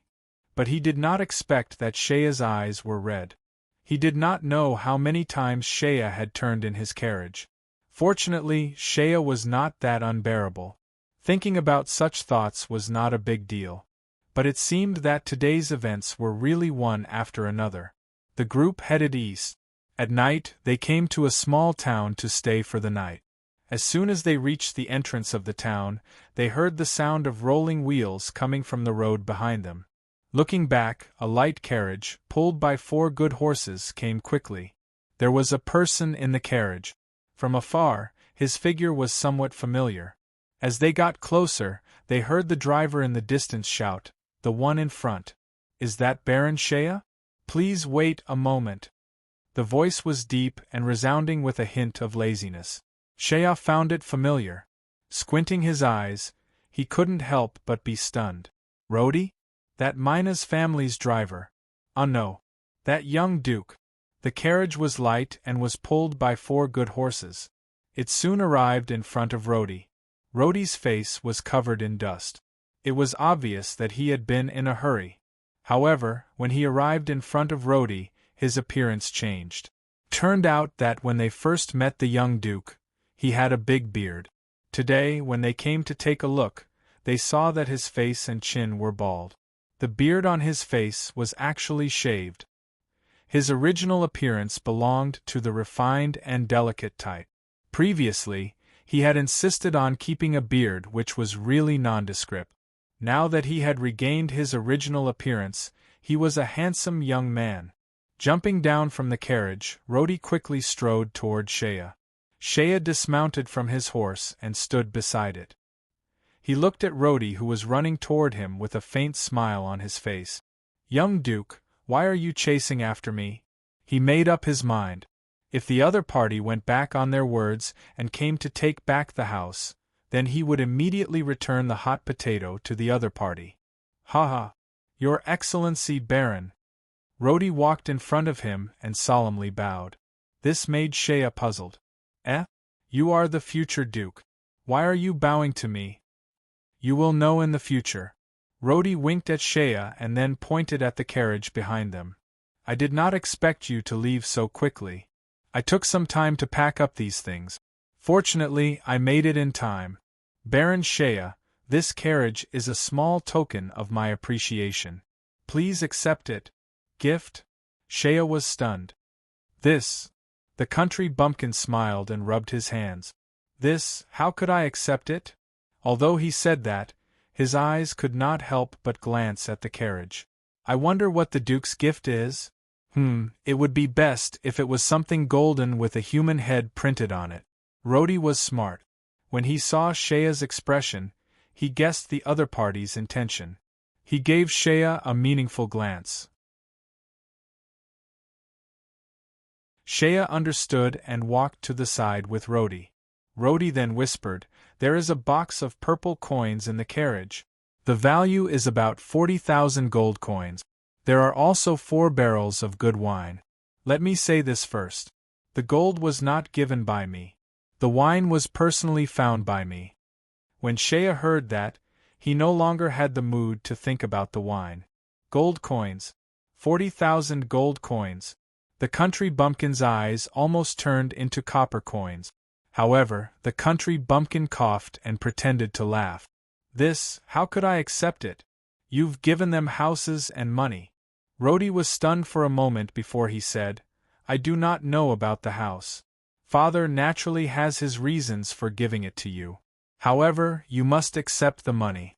The Mina's family does not owe people favors." "Owe people favors?" While Shaya was stunned, Rodi moved closer to Shaya's ear and whispered, "My sister, the concubine of the crown prince, was personally saved by you. We, the Mina's family, can't not repay this kindness." When he heard that, Shaya felt as if a bucket of cold water had been poured over his head. Wu Rant's expression changed. He took a step back and whispered, "You know that I know?" These words were strange, but Rodi understood immediately. He smiled and said, "We know that you know. Rest assured, only my father and I know. His Majesty and my sister do not know." After saying that, he patted Shea's shoulder and smiled. Rest assured, we will not reveal this matter. We understand that you are pretending to be ignorant. However, the person you saved is the daughter of the Minas family. We cannot not repay this kindness. After pausing for a moment, Rhodey smiled and said, Also, I heard that you haven't repaired that house. It seems that you don't have enough money on hand. I have already instructed my subordinate. Although you are not in the imperial capital, I will send someone to take care of that house for you. I will pay for the repair costs so that you don't have to travel back and forth. Shea smiled embarrassedly and raised his hand. Thank you very much. I really do not have any money right now. As such, I will accept your gifts without hesitation. Rhodey sighed in relief and smiled. Good. I am relieved that you have accepted them. I will need you to take care of me in the future. Shea curiously asked, You are the future Duke and I am just a Baron. How can I take care of you? Rhodey shook his head. My father did not allow me to say it now. You will know in the future. Rhodey was about to leave when he suddenly looked back at Shea with a strange expression. Before I came here, I heard that you had already acknowledged Mr. Cavashier as your teacher. Shea stared at him. So fast? You already know? Rhodey laughed dryly. Actually, I had also acknowledged Mr. Cavashier as my teacher. However, after a few years I quit. Why did you not continue to learn from him? Shea was curious. Rhodey frowned and smiled bitterly. Although my family is a duke's family, my father has been strict with me since I was young. After I turned 18, I had a public office and had to bear all the expenses myself. Although Master Cavasir is very knowledgeable, but the yearly filial piety is really too much. I, your brother, am unable to afford it. When Shea heard that, it was as if he had found a fellow sufferer. He nodded and felt indignant. He stomped his feet and said, That's right. That old man is really a good-for-nothing. He used teaching disciples to earn money. Before I left the imperial capital, I had already given him 10,000 gold coins. After that, the two of them hugged each other and cried out in unison, Long live understanding. At that moment the two of them appreciated each other. They sighed and talked about Cavashier together. Finally, they looked at each other and laughed. They suddenly felt closer to each other. For the first time, Shea had someone join him in scolding Cavashier. He felt very happy and found Rhodey more pleasing to the eye. Finally, Rhodey said his goodbyes and turned to leave. He untied a horse from the carriage and mounted it. He was from a wealthy family in the army and his horsemanship was excellent. Although the horse did not have a saddle or reins, he did not care. He laughed at Shea and said, Take care of yourself. You and I will have the opportunity to meet again soon. After saying that, the young Duke turned his horse around and galloped a few steps before throwing out a sentence from afar. Shea, don't forget that there are still people in the imperial capital who miss you day and night. When he heard the last sentence, Shea's originally touched face suddenly stiffened. He opened his mouth and looked at the young Duke's back. After a long time, he suddenly trembled. Damn it! I thought he was a good person. Turns out that he is also a damn rabbit. Damn it! Lao Tzu does not want you to miss me. Get lost. Get lost. The next time we meet, I will directly punch him. Thank you everyone for your support. Please give me more monthly votes. Yesterday, I managed to get more than 100 votes. It seems that canvassing for votes is still useful. There are only 4 days left until the end of the month. Everyone, look at the votes in your hand. Most likely, there are new monthly votes in your account. Please vote for me with just a few pointers. It did not take much effort. However, it made me very excited and motivated to write. To be continued. If you want to know the future, please go to www.chidian.com. There are more chapters. Support the author. Support the original reading.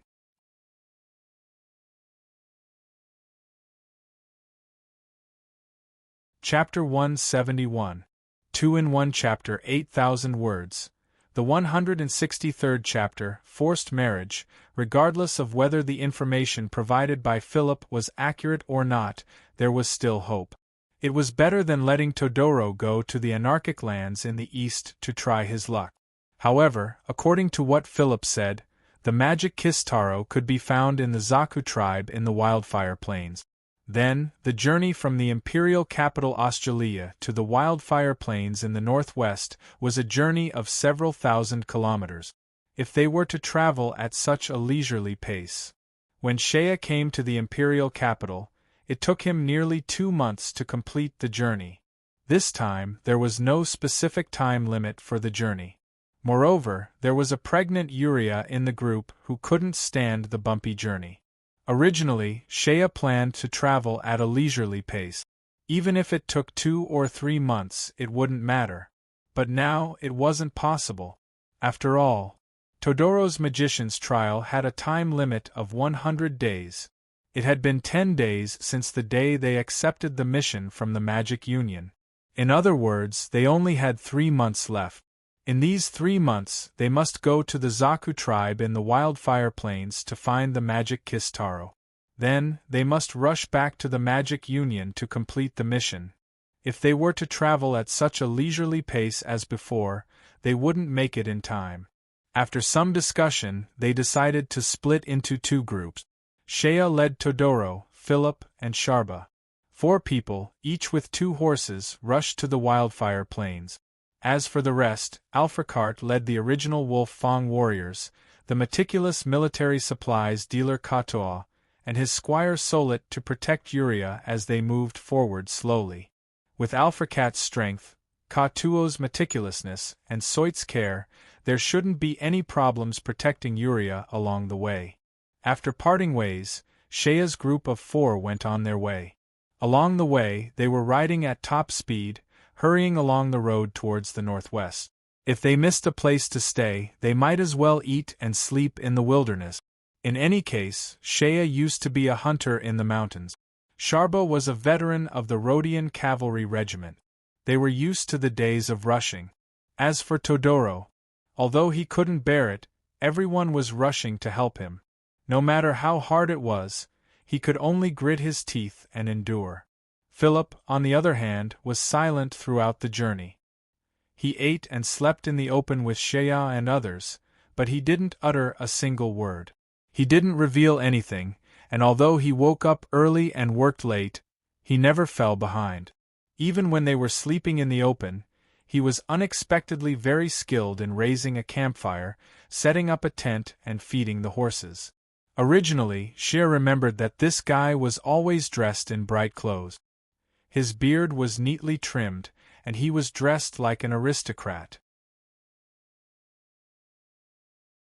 In his heart, he somewhat despised this kind of flashy guy. But this time, he couldn't help but be slightly surprised. This guy can actually endure hardships, but he is not as useless as I thought before. In fact, Philip's original strength was quite good. To be honest, his strength before he was injured was even higher than Shea's.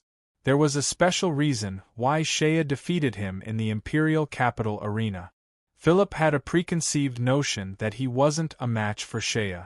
Then, Shea's unreasonable and fierce attacks crushed Philip's aura. As the saying goes, random fists can kill an old master.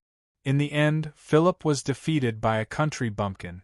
Otherwise, how could a guy whose strength had reached the level of a high-ranking martial warrior be so weak? Along the way, Shea had a whole new level of respect for Philip. After 4 days of rushing, they had walked at least 2,000 miles. Even Sharba, who was used to marching, was a little tired. This Philip was quiet. Although his face didn't hide his fatigue, his eyes were getting brighter and brighter. His eyes, which had always carried a hint of cunning, gradually wiped away a trace of the past frivolity. Instead, there was a hint of tenacity. Perhaps, when people are driven into a corner, they will break and rebuild. On the 4th day, everyone finally stopped to rest. Otherwise, even if the people could bear it, the horses couldn't. Each person had 2 horses. They ran day and night without stopping, and only rested for a few hours every day. Even if Shea's horse was a top-grade warhorse, it was still a little tired. Today, everyone stopped at the entrance of a small village in the afternoon. Shea looked at the sky and patted the back of the horse that was already soaked in sweat. He said loudly, "We will stay here today and rest for a night. We will continue our journey tomorrow." When Todoro heard this, he let out a sigh of relief. His body was the weakest among them. If they continued to rush like this, he was afraid that he would collapse before reaching the wildfire plains. When he heard Shea say, "Rest for a night," Todoro was so moved that he almost shed tears. However, he suddenly saw Shea's mocking gaze. Todoro hurriedly smiled and said, "That? Master, I'm not afraid of suffering. It's just that we can still persevere." "If the horses tire out, then," Shea laughed mischievously, "you also know how to feel sorry for the horses? I think this town isn't small. Maybe we can buy horses. In a while, we will find an inn to rest. You go to the town and ask around to see if there are any horses for sale. I think your 2 horses are a little useless. Your riding skills are too bad. You don't know how to take care of the horses when you are hurrying. Everyone is walking the same path, but your horses are the most tired." Todoro didn't dare to refute on the surface, but he was helpless in his heart. "I am a magician.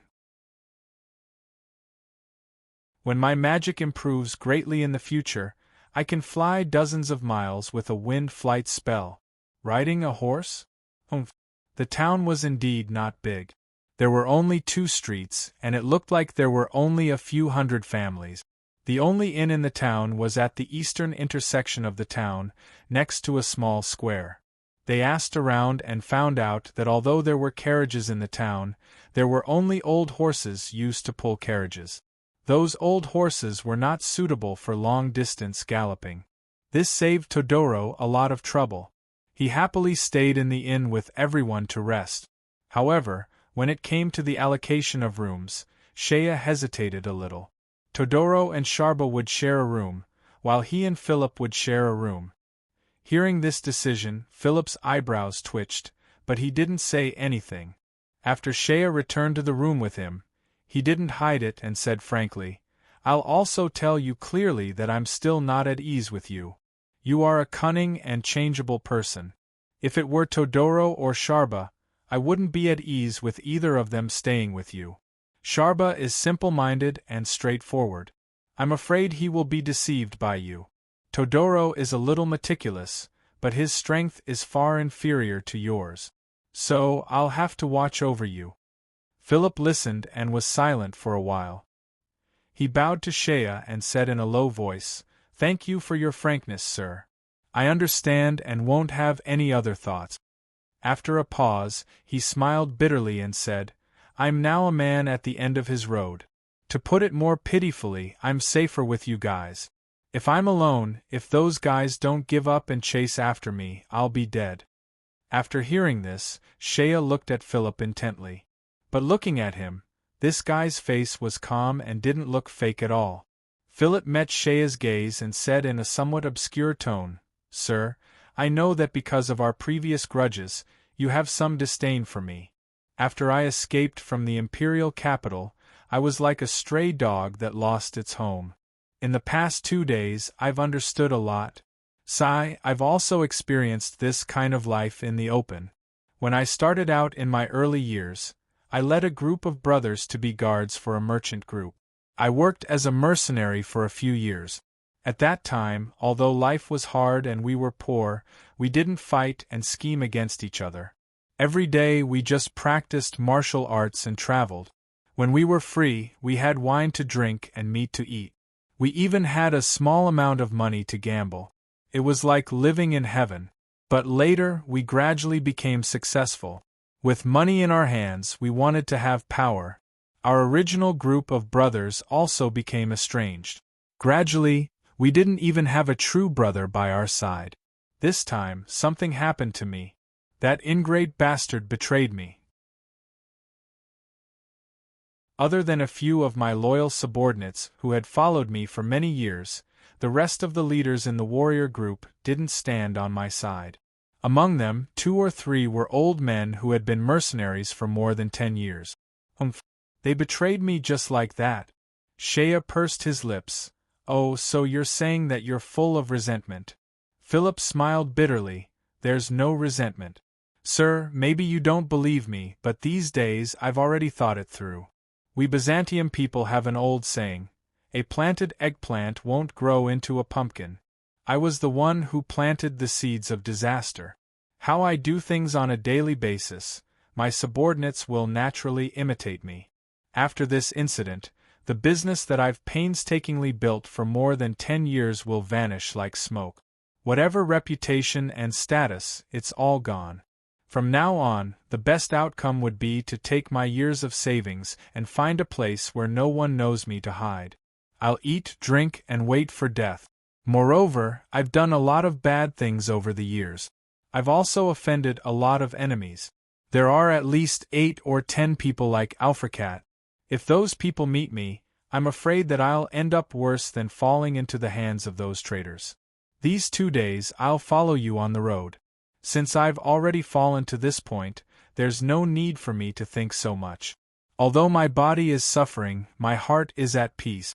I feel that this kind of life isn't bad. At least I'm innocent. Shea laughed dryly and looked at Philip from the corner of his eyes.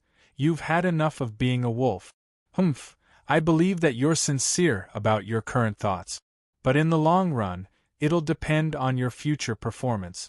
Humans, after experiencing glory and tasting that kind of feeling, I'm afraid that they won't be able to endure loneliness in the future. Shea naturally wouldn't believe Philip just because he said a few words. He was still wary of this guy.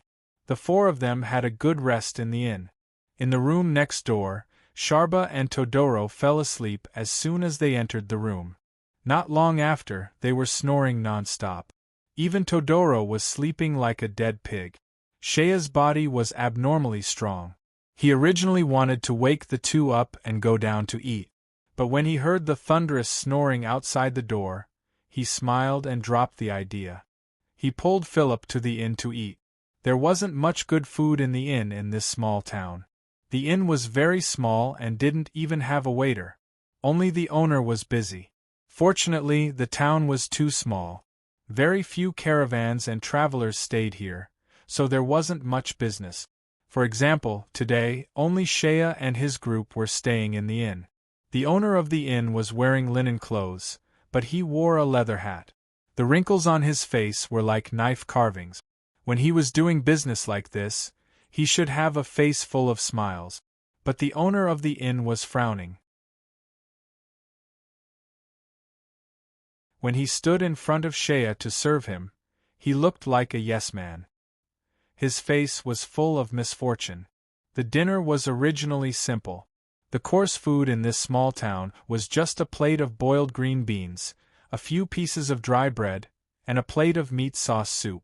But the owner seemed to have something on his mind. The beans were half-cooked, the bread was burnt, and the plate of meat sauce soup was forgetting to add salt. Shea only took a bite before his face became unhappy. He slammed the table and shouted, "Owner, come here!" The owner was sitting there with his chin in his hands, staring at the door in a daze. When he heard Shea's angry shout, he was startled. He quickly ran over and smiled apologetically. "Master, what can I do for you?" Although he tried his best to smile, the frown on his face couldn't be concealed. Shea threw the spoon on the table and said angrily, "What kind of pig feed are you making? Are you afraid that Lao Tzu won't pay?" After saying that, he took out a silver coin and slammed it on the table. In this small town, 1 silver coin was enough for a family to eat for 1 or 2 months. The owner saw the silver coin on the table, but he didn't look happy. He just frowned and bowed. Sorry, master, this meal is not ready. I will go in and make it again." After saying that, he quickly put away the plates on the table and turned to walk in. But after taking 2 steps, he felt uneasy and bumped into the leg of the table next to him. He fell to the ground with a plop.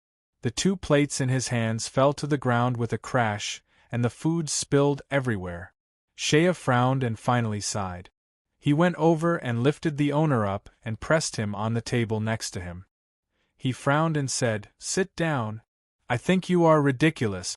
Why are you doing business in such a panic? Did something happen to you?" The owner suddenly looked flustered. He looked outside the door and a trace of frustration flashed through his eyes. "No, nothing happened. Damn it. You are lying through your teeth." Shea was furious and slammed his palm on the table next to him.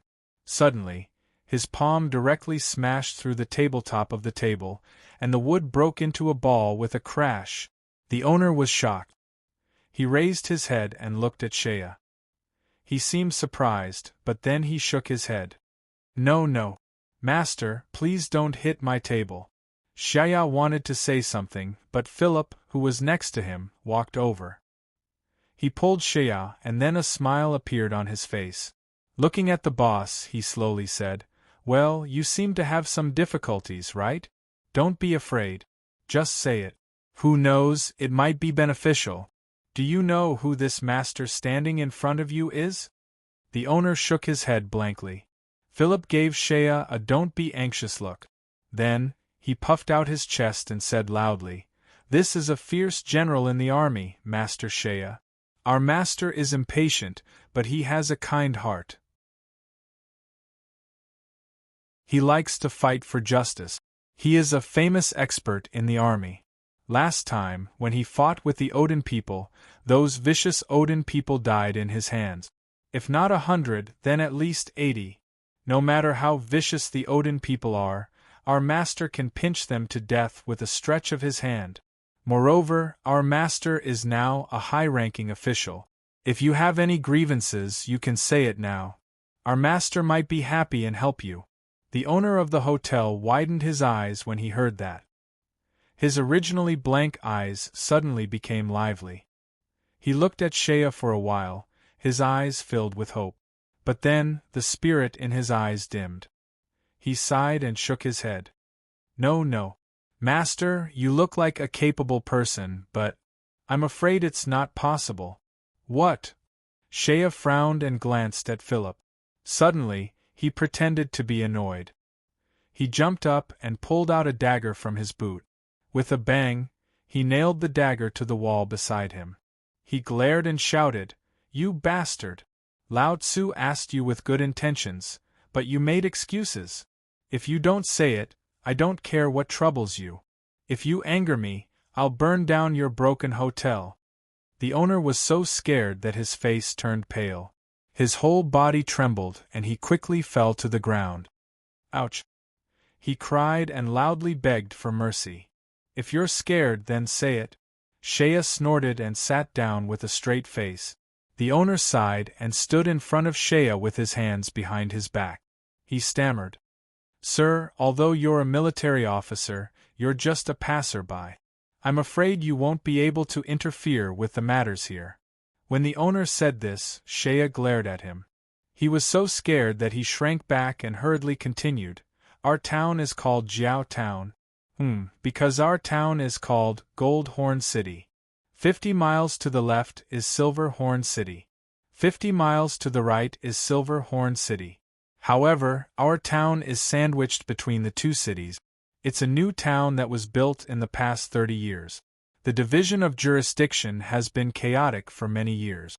This town has a small population, and there's no oil or water. It doesn't produce any food or money.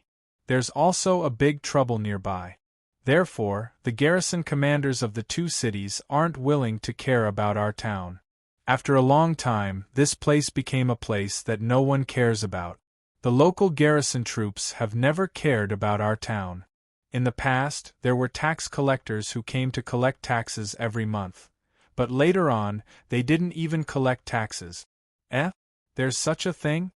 When Shea heard this, he found it funny. It's not strange that the local garrison troops don't care about the jurisdiction. However, it's rare that they don't even collect taxes. Since they don't collect taxes, I think your town will become lively sooner or later. There will definitely be a lot of people who are willing to move here to avoid paying taxes. Move here? The owner stared and then complained, no one moved here. However, in the past 2 years, there have been a lot of people moving here. Those who have a way out have all moved away from here. Why is that? The owner smiled bitterly and pointed outside the door. It's because we have a trouble here. After a pause, he sighed and said slowly, not far from this town, there's a mountain about 10 miles away. It's called Copper Horn Mountain. When Shea heard this, he couldn't help but laugh. To your left is Gold Horn City, to your right is Silver Horn City, and to your side is Copper Horn Mountain. No wonder your town is called Jiao Town. The owner shook his head. This name has been used for many years. The letter was written by the leader of the horse bandits. Think about it, this time, the 2 garrison commanders were scared out of their wits. They could silently come to your bedside in the middle of the night to give you gold. If they didn't give you gold, but stabbed you while you were asleep. From then on, the garrison commanders of the 2 cities didn't dare to provoke them. Every year, they would receive a sum of money from the horse bandits, but they didn't ask about them. Even when their superiors asked about it, they would help to cover it up. As a result, our small town has almost become the back garden of these horse bandits. However, these fellows would come to the town every few days to buy some necessities. They also bought some food and poultry from the town. Speaking of which, our town used to be much livelier than it is now. At that time, the few rich families in the town relied on selling food and daily necessities to the horse bandits to make a fortune. Later on, the horse bandits simply chased away the tax collectors who came to collect taxes every month. I heard that they secretly bribed the garrison of the 2 cities with a sum of money. As a result, our town hasn't paid taxes for many years. When Shea heard this, he couldn't help but be amused. In that case, the horse bandits are actually good people. They don't bully you, and they even do business for you. In the end, they even helped you to waive your taxes. Sigh. The innkeeper sighed. If it was back then, it would naturally be like this. However, the one I mentioned earlier was the old leader of the horse bandit. I heard that the old leader passed away a few years ago due to illness. Now, the one leading the horse bandits is the junior leader. However, this junior leader's conduct and actions aren't as good as his father's. In the end, he only became the leader for 3 years, but he has already done dozens of bad things, big and small. He has caused our town to be in a state of chaos every day. Everyone is trembling with fear. In the past 3 years, he has caused quite a lot of trouble. Back then, the old leader was quite good to us. However, this junior leader is much more unreasonable and overbearing. Speaking up to this point, the innkeeper seemed to have a stomach full of grievances. The year before last, when the junior leader was promoted, he built a dam on the small river in front of the town in the spring. At first, he said that he wanted to store water and make it into a pool for swimming. In the end, there wasn't much rain and the farmland was short of water. Our town sent people to plead with him. The junior leader agreed and ordered the water dam to be dug up. In the end, they dug too big and released too much water, causing the fields on both sides of the river downstream to be flooded. That year, half of the grain harvest was reduced. However, our grain harvest was lacking, and the junior leader ordered us to continue selling our grain to them. Think about it, we don't even have anything to eat, so how can we sell to these people? In the end, the junior leader personally brought people into the town and went door to door to collect grain. In the end, more than 20 families in our town moved away that year. In the second year, the junior leader brought people to the town and said that he had found a way to make money for everyone. We don't know where he got more than 100 saplings from. He said that they were fruit trees from the south and that after they were planted, they would be able to harvest fruits in the autumn. Those fruits could be sold for a lot of money. However, these saplings were very expensive. We had no choice but to buy them. The junior leader said that if we planted the trees, we would have to pay them half of the money when we sold the fruits in the future. None of us here had seen the saplings before, so no one dared to plant them. We thought that the money spent on the saplings would be used to buy peace for this group of people. However, the junior leader didn't want to do that. He actually brought people to the town and went door to door. He forced us to fill up the farmland and plant those trees. In the end, in less than 2 months, all the saplings withered and died. The farming season was delayed again. That year, the grain harvest was poor again. Our town lost 1/3 of its residents. The third year, which was this year, we were even more unlucky. In the past, when the junior leader did things, the most he did was to destroy the farmland. In the end, we had to pay some money and grit our teeth. We could still survive. However, this year, the junior leader spread the word that he wanted to get married. Not only the junior leader himself, but also the men and women of that group of horse bandit. Many of them were single and didn't have families. They said that they wanted to form a marriage alliance in our town. They ordered all the young men and women in our town to line up for them to choose from. This was simply a robbery. This matter was so serious that almost half of the families in the town were left. As long as there was a way out, they all moved away with their families. Speaking of this, the innkeeper's face was sad. It's fine for other families. At most, the junior leader of the horse bandits would take a fancy to their daughters or marry the daughter of a horse bandit. But I'm miserable. I don't know why that junior leader took a fancy to my child. He forced her to form a marriage alliance with my family. My poor child is only 18 years old this year. After being forced by the junior leader, she hides in her room all day long and wakes up from her dreams every night. But the wedding date has been set. Tonight, the junior leader will bring people to pick up the bride. After saying this, the innkeeper burst into tears. He beat his chest and patted his head, crying until he was out of breath. When Shea heard this, he was also burning with anger. He slammed the table and stood up, shouting, "Bastard, bastard! Occupying the place and molesting innocent families. Damn it, even Lao Tzu hasn't had the chance to do it. This horse bandit leader is living more comfortably than Lao Tzu. This is too infuriating." Speaking of this, he suddenly realized that something was wrong. He quickly changed his words and shouted righteously, "I'm an official of the empire. How can I let such evil things go unchecked? Don't worry, I'll take care of this matter. When will that horse bandit come to pick up the bride? If Lao Tzu doesn't break that bastard's legs, I'll be yours." The innkeeper's face was sullen. "It's almost time." Just as he finished speaking, he suddenly heard the sound of hurried horse hooves coming from the street outside the door. From the sound of it, there were probably dozens of horses. From afar, there were also wanton shouts in the wind, sounding extremely ostentatious.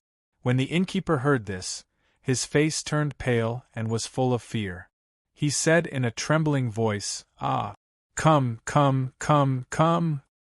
When Shea heard this, he laughed wildly. "Good! Lao Tzu has been bored for the past 2 days. I'll use these guys to pass the time." After saying this, he pushed the innkeeper. "You go hide at the back first." "You? Sir, can you do it?" The innkeeper smiled bitterly. Although this junior leader isn't a good person, his abilities are stronger than the senior leader. I heard that even the 2 garrison commanders of the 2 nearby cities couldn't beat him. Tsk. Shea pursed his lips. How much ability could a small bandit leader from a remote village have? Lao Tzu had even met Hastings before. He pushed the innkeeper. "Don't talk nonsense. Quickly go hide." After saying this, he strode over and moved a chair to block the entrance. He stood there arrogantly. Philip frowned and went to stand beside Shea.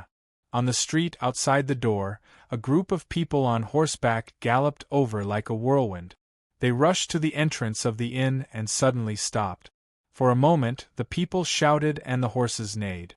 It was quite imposing. Looking at these people, they were all valiant and fierce. Among them, there was a tall black horse. A tall and sturdy figure jumped down from the horse's back. When Shea saw this person, he couldn't help but exclaim in his heart, "What a fierce man!" This person had a majestic figure. He was almost a size wider and taller than Sharba, who was beside Shea. His shoulders were as broad as mountains. He had a tiger's back and a bear's waist. He jumped down from the horse. His brown curly hair was loose, showing his wild nature. He had a square face with a wide chin. The contours of his face were clearly defined. There were two fierce-looking lines on his cheeks, making his face look like a tiger's head and a lion's head. He wore a high-quality rhinoceros leather armor, painted blood red. Behind his back were two broad short axes with crossed handles. When such a strong man stood in front of others, he didn't need to say anything. Naturally, he gave others a feeling of shock, as if they were standing before a mountain. This fierce man, who looked like a bear or tiger, strode to the entrance of the inn. When he saw Shea sitting at the entrance, his face revealed a look of anger. He shouted with a thick and deep voice, "What's going on? Where's the innkeeper? Come out!" Shea sneered and assumed a posture. Just as he was about to say a few words like "thief is courting death," or something like that, in the end, this bandit leader's second sentence caused our master Shea to fall from his chair. "Innkeeper, quickly bring your son out. I'm here to bring my new husband." Bang! Shea's buttocks fell down. The innkeeper's son? New husband? Shea turned his head to look at this fierce man in front of him as if he had seen a ghost. F***ck me. You're a woman? Mother ***, begging for monthly votes, begging for monthly votes. If you don't give me monthly votes, I'll make a cameo appearance as the innkeeper's son. To be continued. If you want to know what will happen, please go to www.chidian.com. There are more chapters. Support the author. Support the original reading.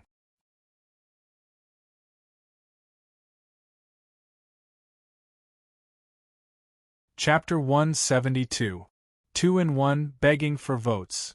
GOR Chapter 164. I am a beauty.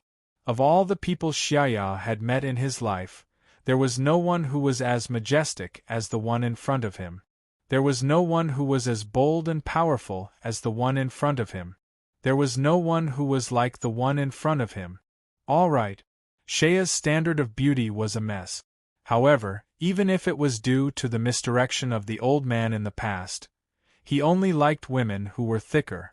Thicker arms and legs were easier to work with, and thicker waists and buttocks were easier to give birth to. However, this one before him, she had simply transcended the realm of humans and entered the realm of beasts.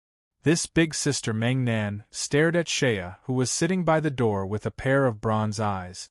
Her face was filled with anger, and she suddenly roared out. The sound was like a thunderclap from the sky. The roar shook Shea's ears and caused them to feel numb. He then heard this big sister Meng Nan shout out in anger. "Where did this bastard come from? How dare you stop this lady from getting married?"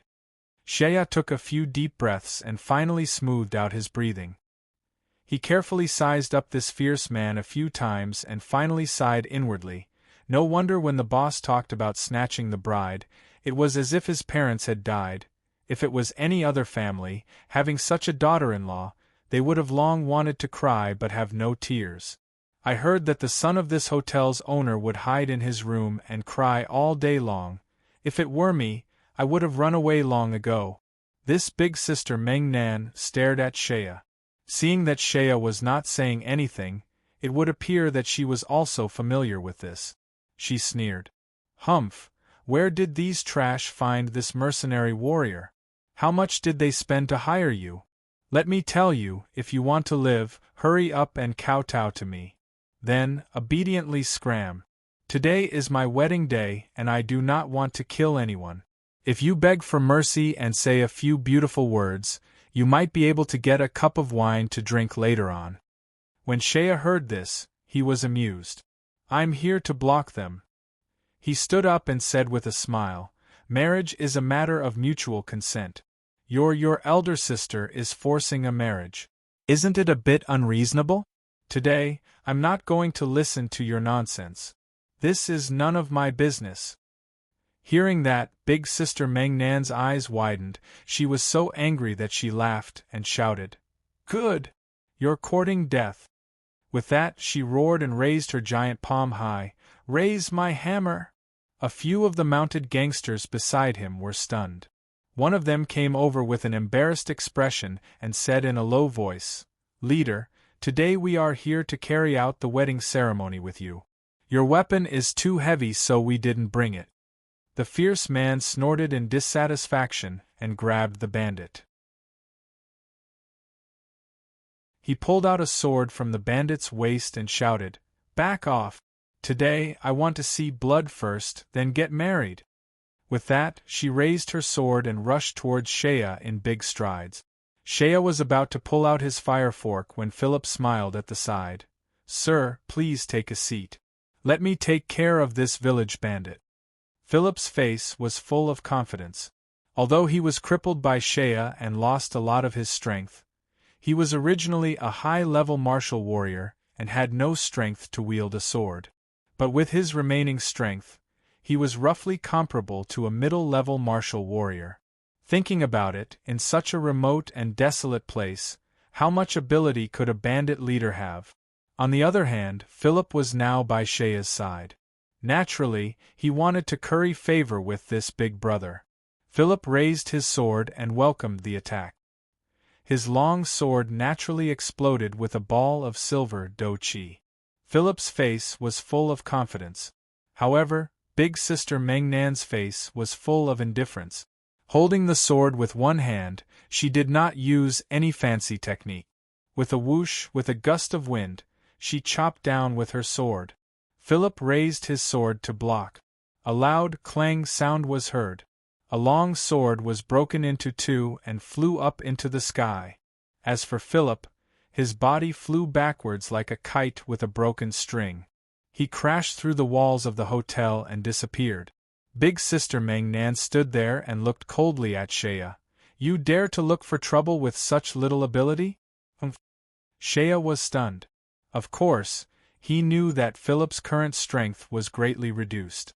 But at least he still had the strength of a middle-level martial warrior. But he did not expect that he would be so weak in front of big sister Meng Nan. He could not even withstand a single blow and was instantly killed. Looking back, there was a huge hole in the wall. Bricks had fallen to the ground and Philip was lying in the wall, unable to get up. Shea frowned and pulled out his fire fork. Let me take care of you. After saying that, he pounced forward. Big sister Meng Nan sneered and raised her sword to chop down. Shea blocked with his fork and instantly there was a whung sound. He felt as though he was not facing a human, but a monster. No, it should be a huge dragon. Even with Shea's strong physique, his arm was still numb from the shock.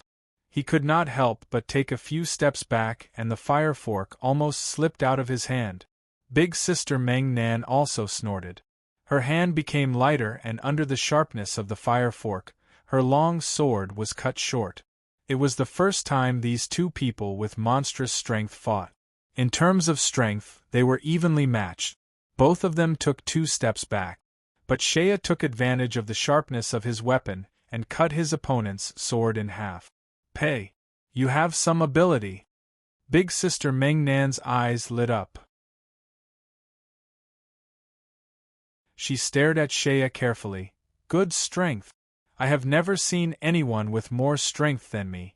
If you have the ability to not use weapons, let's compete again. Shea was also shocked. After being provoked by his opponent and seeing that his opponent was a woman, under his self-esteem, he was already unhappy that he did not have the upper hand in terms of strength. In his heart, he was even more unwilling to use weapons to win. He stabbed the fire fork into the ground, and with a clap, half of it was nailed into the ground. He clapped his hands. Come! The two of them rushed forward again, and immediately tangled together. It was as though they were wrestling. You punched and I slapped with my bare hands. Big Sister Meng Nan's strength was astonishing. Even with Shea's physique, which was comparable to a magical beast's, he could not take it. The two of them tangled together and for a moment they were in a stalemate. You punched over, I blocked with my arm. You blocked with your fist when I pushed with my palm. After a few exchanges, Shea felt a faint pain in his arms. Both of them punched and kicked each other. Both of them were hit and they were in so much pain that they were grimacing. To hell with it. Lao Tzu's body was strengthened by dragon's blood. Shea cried out in his heart. In the end, the two of them fought until their strength was equal. Their arms were twisted together and no one could suppress the other. Shea was anxious and could not help but release his crimson killing intent. His eyes turned red and suddenly, a wave of power surged out from his body. He shouted, "Get up!" With a boundless power in his hands, he suddenly pressed down on Big Sister Meng Nan. Big Sister Meng Nan's face turned purplish red. She tried to resist but in the end, she could not resist and was pressed to the ground by Shea. Then, Shea grabbed her arm with one hand and her waist with the other and lifted her up. Then, he exhaled and threw her away with a bang. She smashed onto her horse behind her. The poor horse was standing there perfectly fine. Suddenly, a huge black shadow came down from above. With a bang, the horse was smashed to the ground. One person and one horse fell together. Big Sister Meng Nan struggled on the ground for a long time before she managed to sit up. Shaking her head, she stared at Shea with an expression of disbelief. "You! How can you be so strong?" Her subordinates' faces were also ashen from fright, looking at Shea with awe and reverence. Shea gasped for breath. Just as he was about to say something, Big Sister Meng Nan's face showed a trace of joy. Again. She turned around and jumped up again. This time, Shea did not hold back. Crimson murderous aura burst out. With the addition of the crimson murderous aura, he felt that the opponent's movements were slow and there were flaws everywhere. He raised his hands and kicked, easily beating Big Sister Meng Nan down 3 to 5 times. The last time, Big Sister Meng Nan was thrown away by Shea. She groaned on the ground for a long time. When she got up, she could not even stand properly. Finally, she did not have the strength to fight anymore. Looking at Shea, she stopped her subordinates who were about to charge forward with their swords and said in a low voice, "All of you, stand down." She staggered 2 steps forward. Shea quickly prepared himself. At this time, Big Sister Meng Nan laughed forthrightly and shouted, "Ha ha! You are indeed powerful. You are indeed a hero. I am convinced." Her eyes flashed with an indescribable joy. Although Shea won, he didn't feel good. Just now, during the punches and kicks, he had also received a solid hit. At this moment, his ribs were still somewhat painful. He took a deep breath, glared and shouted, "Since you are convinced today I am here, you can't force me to marry you. Hurry up and get out of here. In the future, you are not allowed to harass this boss's son. That tease is also not allowed." This big sister suddenly became bashful. Her physique and boldness, coupled with this kind of expression, immediately made Shea's hair stand on end. He heard this big sister embarrassedly say, "Humph, you think I have taken a fancy to this boss's trash son. Because, I don't want to talk about this with you. Since I have met you, I will not marry this boss's trash son." After saying that, she turned and waved to her subordinates. "Let's go. Let's retreat." This group of subordinates saw that Shea was so powerful that even their leader, who was like a god, was not his match. How would they dare to find trouble with him? They quickly listened and got on the horse. Someone gave up his horse to Big Sister Meng Nan. Shea stood at the door with his head held high and his chest out. He stared at them as they left.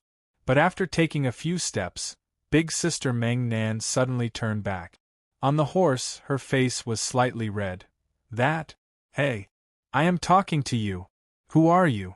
I lost to you today, you should at least leave me a name. Shea coughed. I am open and aboveboard. My name is Shea Thunder, Baron of the Empire. My official title is M.O. County Military Officer.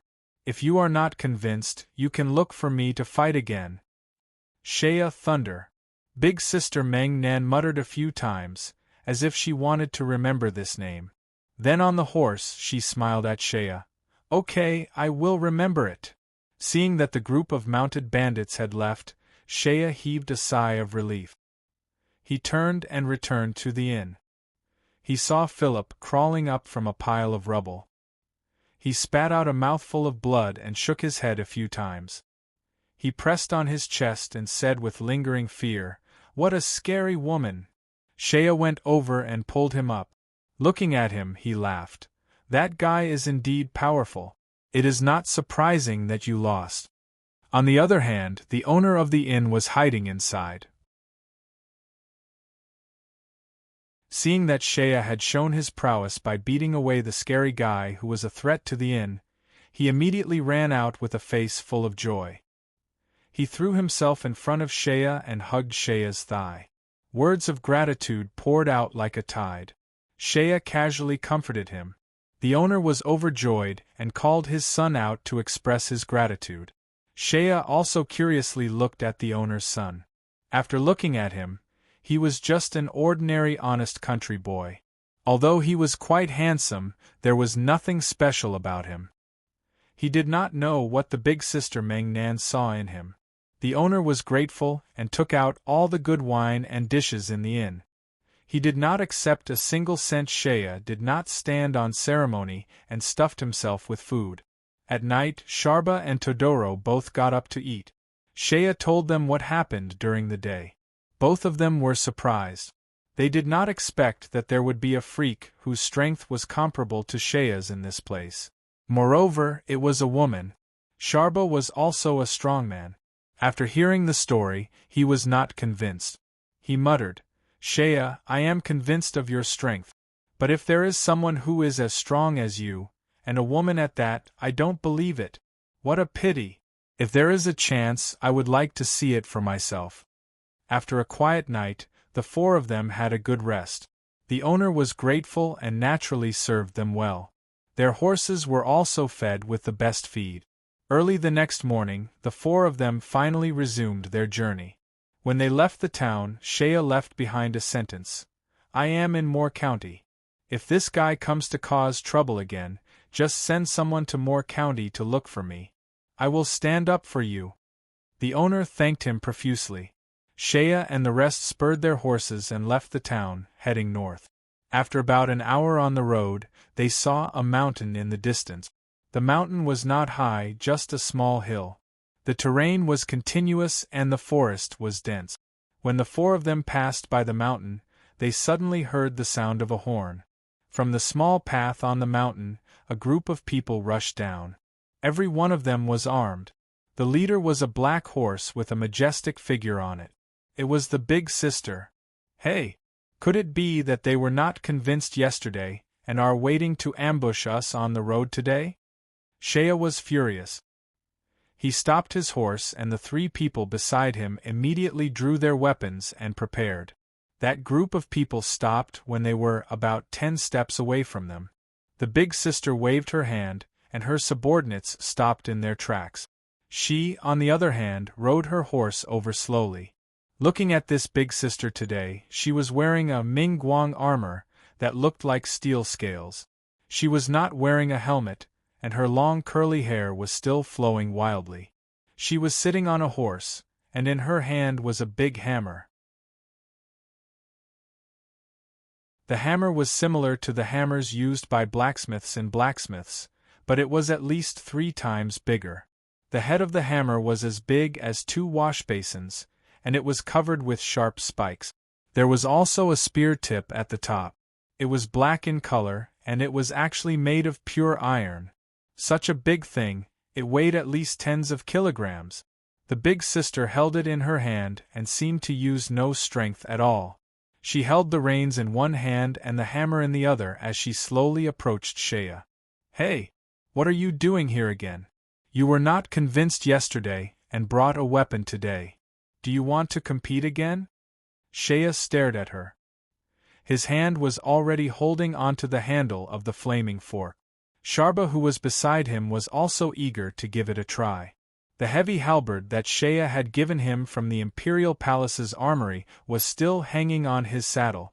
When the big sister arrived before him, she suddenly jumped down from her horse and threw the big hammer onto the ground. With a booming sound, a small crater was created on the ground and dust flew up. She came before Shea's horse and raised her head to look at Shea. She coughed lightly and her face turned red. Then, she suddenly bowed and greeted him. There was a bashful look on her face. Sir Shea Thunder. What is it? Shea narrowed his eyes. Seeing that the other party had taken the initiative to throw away her weapon, it would appear that she did not have any ill intentions. I lost to you yesterday, and went back to think about it for a long time. All these years, I have met people, but none of them are as strong as me. I have also never met a heroic man like you. After saying that, the big sister suddenly bit her lips. You, please accept me. What do you mean? Shea was somewhat surprised. I want to marry you. The big sister suddenly knelt down on one knee and raised her head to stare at Shea. Although her face was red, she shouted loudly. Only a heroic man like you can be my husband. After seeing you yesterday, from today onwards, I will not be interested in any man in this world. Plop! Shea fell from his horse. When the three people at the side heard this, they all had strange expressions. Philip resisted the urge to laugh wildly. Todoro opened his mouth so wide that he could swallow an egg. Sharba stared at this woman with his eyes wide open. Shea struggled for a long time before he got up. He straightened his armor and stared at this woman. He could not speak for a long time. After a long while, he swallowed his saliva. You, what did you just say? I want to marry you. I won't marry anyone else but you. The big sister stared at Shea. Although her face was red, her eyes were resolute. Shea almost vomited blood. He immediately shouted, Nonsense! No, absolutely not. Why not? The big sister shouted. You ruined my wedding yesterday.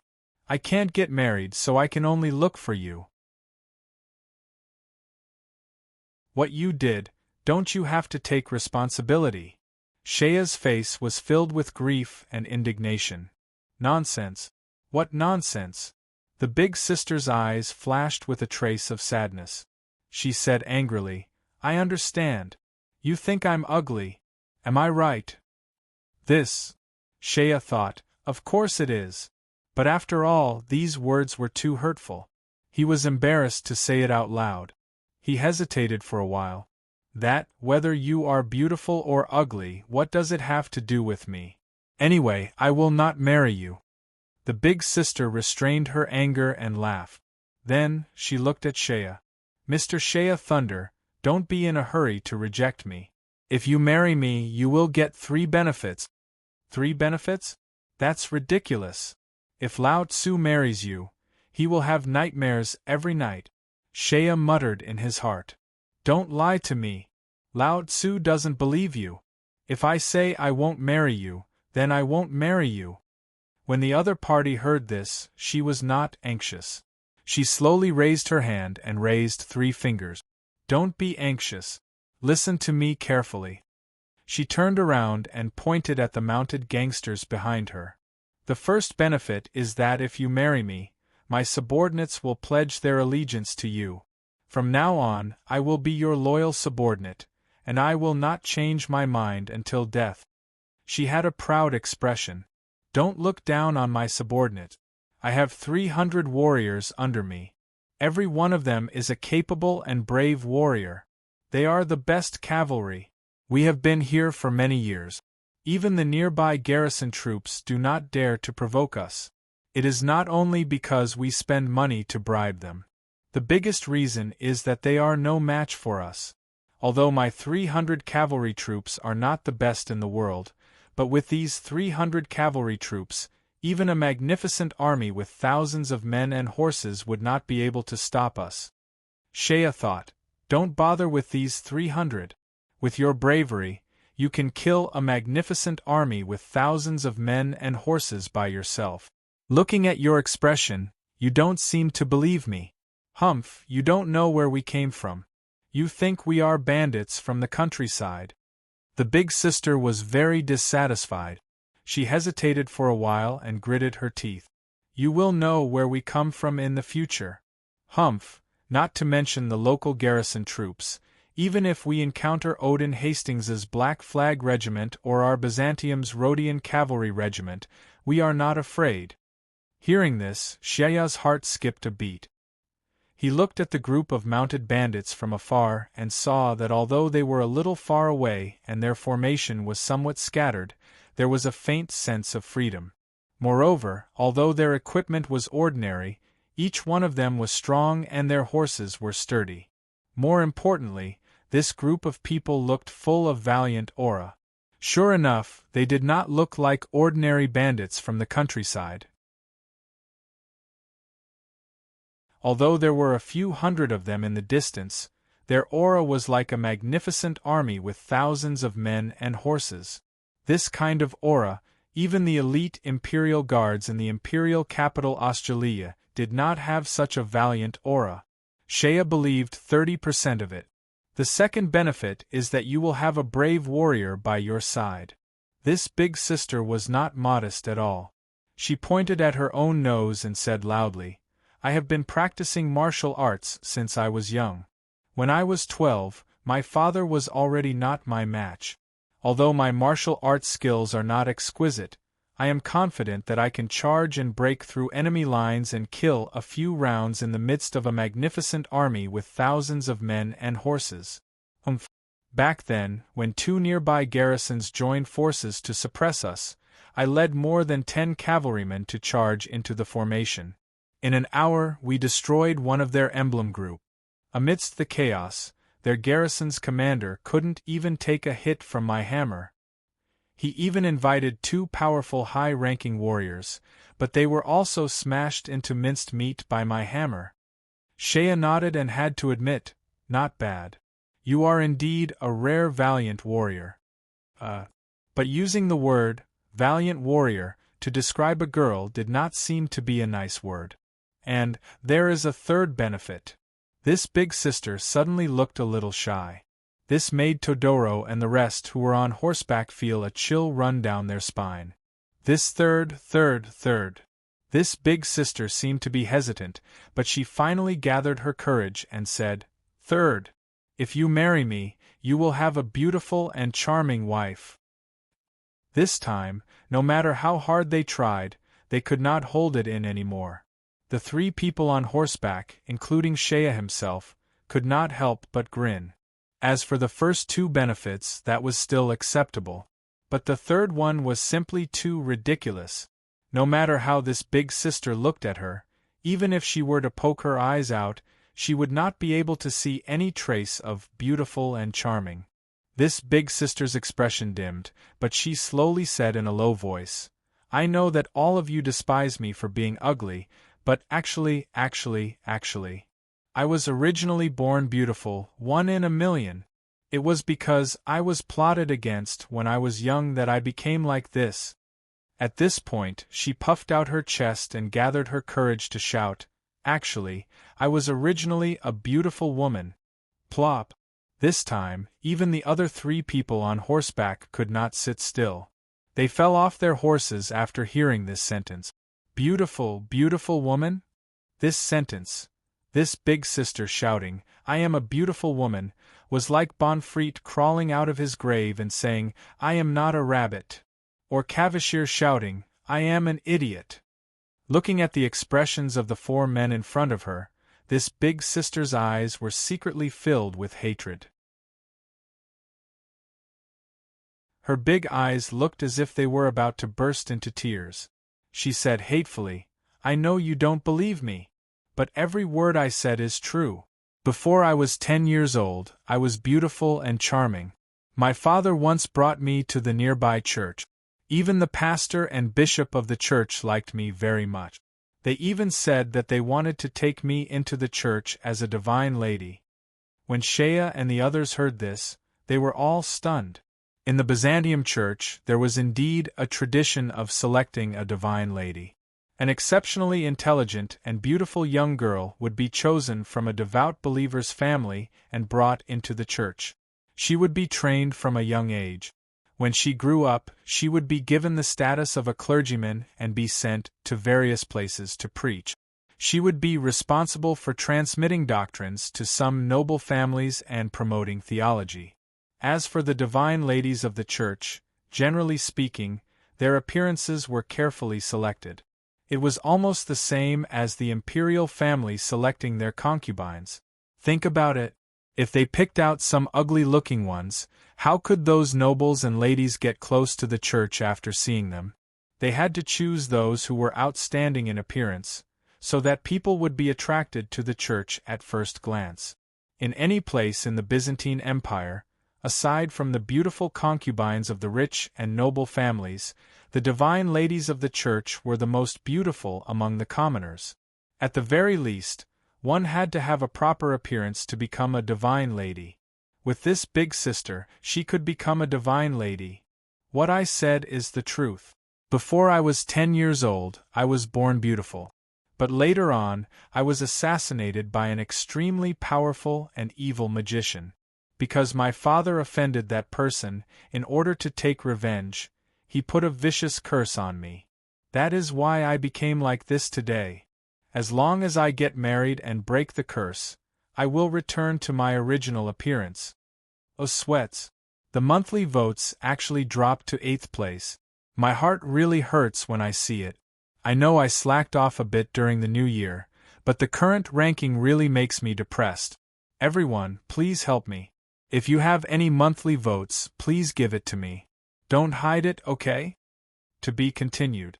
If you want to know what happened next, please go to www.chidian.com. There are more chapters. Support the author. Support the original reading.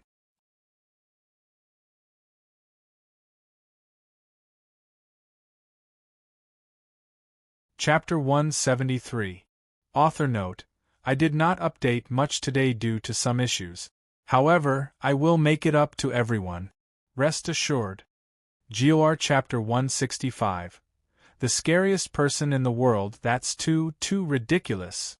Shea tried to restrain himself. However, Todoro, who was beside him, could no longer restrain himself. He sneered and said, "To think that you can make up such a story. Humph! Do you think you are telling a story to fool children? This kind of fairy tale can be heard in any town's tavern for 1 copper coin." The big sister was furious. She raised her head and glared fiercely at Todoro. The awe-inspiring look caused the magician to shrink back and hide behind Shea. "I know you don't believe me." She revealed a look of grief and indignation. "But I have proof." As she spoke, she raised her left hand up high and untied the ox tendon rope on her gauntlet. Then, she rolled up her sleeves and raised her wrist. "Look. This is my proof." Her forearm was thick and strong. On her wrist was a faint purple bracelet. This bracelet appeared to be made of some kind of crystal-like material. Although it was purple in color, it was somewhat translucent. It faintly emitted a bewitching light.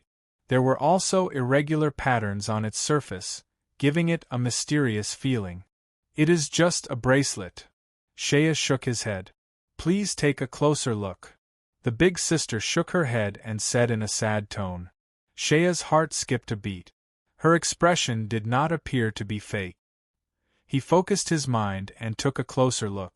Soon, he saw the subtle difference between the bracelet and the others. This bracelet was very small. It was practically wrapped around her wrist. It was so close to the skin of her wrist that it appeared as if there was no gap. Generally speaking, bracelets would be thicker than the wrist. That way, it would be easier to remove from the palm. However, this small bracelet was wrapped tightly around the wrist. With just a glance, it was clear that with such a small size, it was impossible to remove it from the palm. But then came the question. Such a small bracelet, it was impossible to remove, or then, how did she put it on before? Could it be the kind that can be broken off from the bracelet? Shea couldn't help but move closer. The big sister also cooperated and turned her wrist, allowing Shea to see the full appearance of the bracelet. After looking at it carefully for a while, Shea was sure that the bracelet was a complete piece. There wasn't even a slit on it. It was definitely not the kind of bracelet that could be folded. I have another bracelet like this on my right hand. The big sister's eyes were filled with tears of grief and indignation. Her voice was a little hoarse as she slowly said in a low voice, "When I was 10 years old, someone forced me to wear this bracelet. After that, I couldn't take it off. All these years, whether it was eating, sleeping, or bathing, I had to wear these two things. It was too small and couldn't be taken off. Furthermore, these two bracelets carry a vicious curse on me. As long as I don't take them off, I won't be able to return to my original appearance." How did you put it on in the first place?" Shea's heart finally wavered, and he couldn't help but believe it. The other party's expression was a little emotional, a little sad and indignant. Her eyes gradually drifted as she slowly narrated, "Before I was 10 years old, I was always very cute and beautiful. At that time I was lively and active. Because my father was a warrior, my mother died a little early. But my father raised me, and my father was surrounded by rough warrior men. I was raised as a boy from a young age, so my temper was a little wild. At that time, my father migrated with his men to live on Copper Horn Mountain near Jiao Town and built a tribal stronghold. We lived here well. One day I met a strange woman in the mountains. The woman looked very strange. She was wearing a black robe, the hem of the robe dragged to the ground, and she wore a pointed hood. I was digging out a squirrel's nest on the mountain when the woman seemed to suddenly turn out of the forest in the blink of an eye. When I saw her, her face was covered by the brim of her pointed hood, so I couldn't see her face clearly. I only remember that her voice was very difficult to speak. It was a little hoarse, but also very sharp. It was like hearing the sound of groundhogs grinding their teeth in the fields in the summer night. I was a little scared at that time, but she had already walked in front of me and let out a very frightening laugh.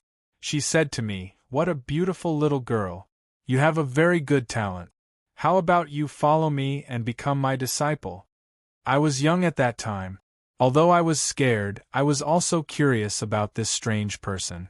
I asked her what she meant. She said that she was a very powerful magician. As long as I followed her, I could become someone as powerful as her in the future. Then, she showed me a few small magic spells. She turned a squirrel I caught into a rabbit, and then turned the rabbit into a tit. Finally, she pointed at the tit with her finger, and the tit turned into a stone. I saw her fingers. They were thin and long, and she had long nails. They were all painted black. I was still young at that time, so I was very excited when I saw her. I couldn't help but want to agree. Then I took her back to the tribe to see my father. When my father saw this person, he seemed very nervous and fearful. This strange female magician told my father that she wanted to take me as her disciple. How could my father bear to do that? He immediately rejected her. That woman seemed to have a very strange temperament. When she heard my father's rejection, she got angry on the spot. I remember her sneering voice was like the cry of an owl at night. She asked my father, "Do you know who I am? How many people in this world have kowtowed to me and begged to be my disciple?" My father looked very scared at that time, but he loved me and was unwilling to sacrifice me. So he still braced himself and said to that person, "I know your identity. People like you are high above the clouds. We lowly ants don't dare to resist. But this is my only daughter. I don't want her to become a powerful person. I only want her to live a peaceful life. Even if it's an ordinary life, when she grows up in the future, she will meet a man who truly loves her and marry him. From then on, she will be a good wife and mother and live a peaceful and happy life." When the woman heard that, she seemed to be very disdainful. She said, "Your daughter is so beautiful now. When she grows up, she will be even more amazing." It's easier said than done to find a man who truly loves her. Most of the men in this world are greedy for beauty. I'm afraid that what they love is not your daughter's person, but her appearance. The peaceful and happy life you speak of is simply impossible. Her beauty is the root of her misfortune. My father still refused. The woman was very angry. She argued with my father loudly for a while. In the end, she turned hostile.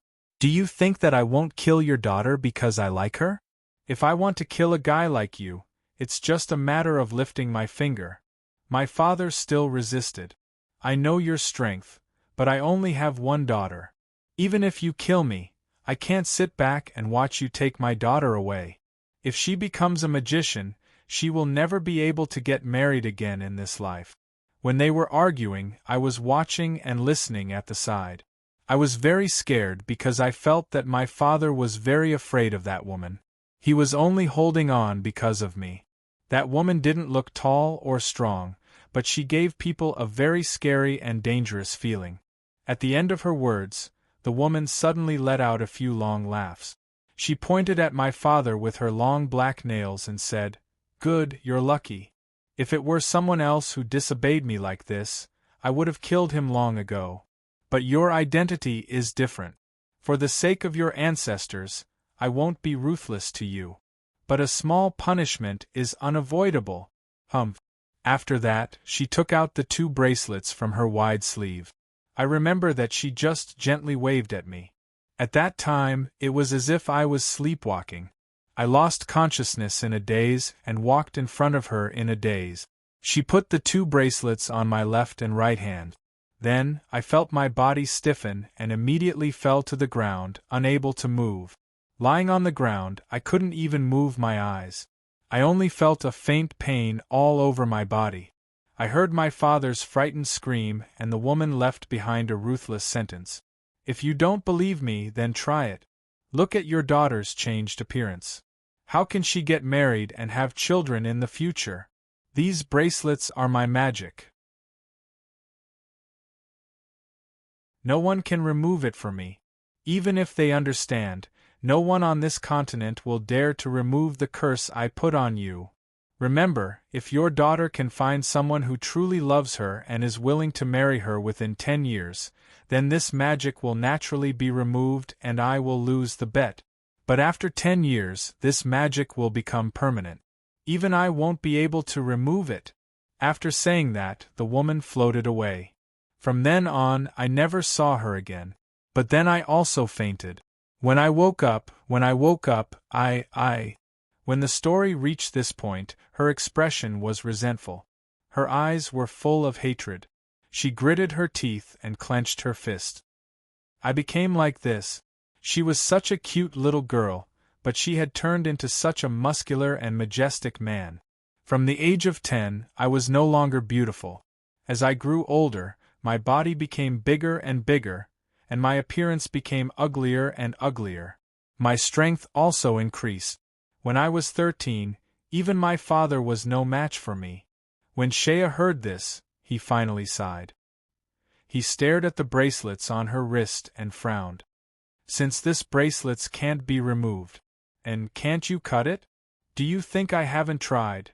The big sister said bitterly. "Chopping, chopping, chopping, I've tried everything. But no matter how sharp the weapon is, it can't cut this thing. Even if you burn it, soak it in water or freeze it, it is useless. Also, this bracelet is strange. When I was 10 years old, it was very small and tightly wrapped around my wrist. But now that I have grown up, my wrist is much thicker than when I was 10 years old. It is still wrapped around my wrist. Every time I grow up, the bracelets will also grow bigger. It is as if it is growing bigger with my age. It is not too small for me to feel uncomfortable, but also not too big for me to take it off. This is really amazing." Shea was also curious. "Cutting it with knives and axes is useless? Is this thing so hard?" I don't believe it. Let me try. After saying that, he pulled out the fire fork and shouted at the woman. Raise your hand high and don't move. This weapon of mine is very sharp. Be careful not to hurt your hand. The other party raised her hand and smiled wryly. Sir, it is useless. If you must try, you will know. Shea snorted. Naturally, he did not believe it.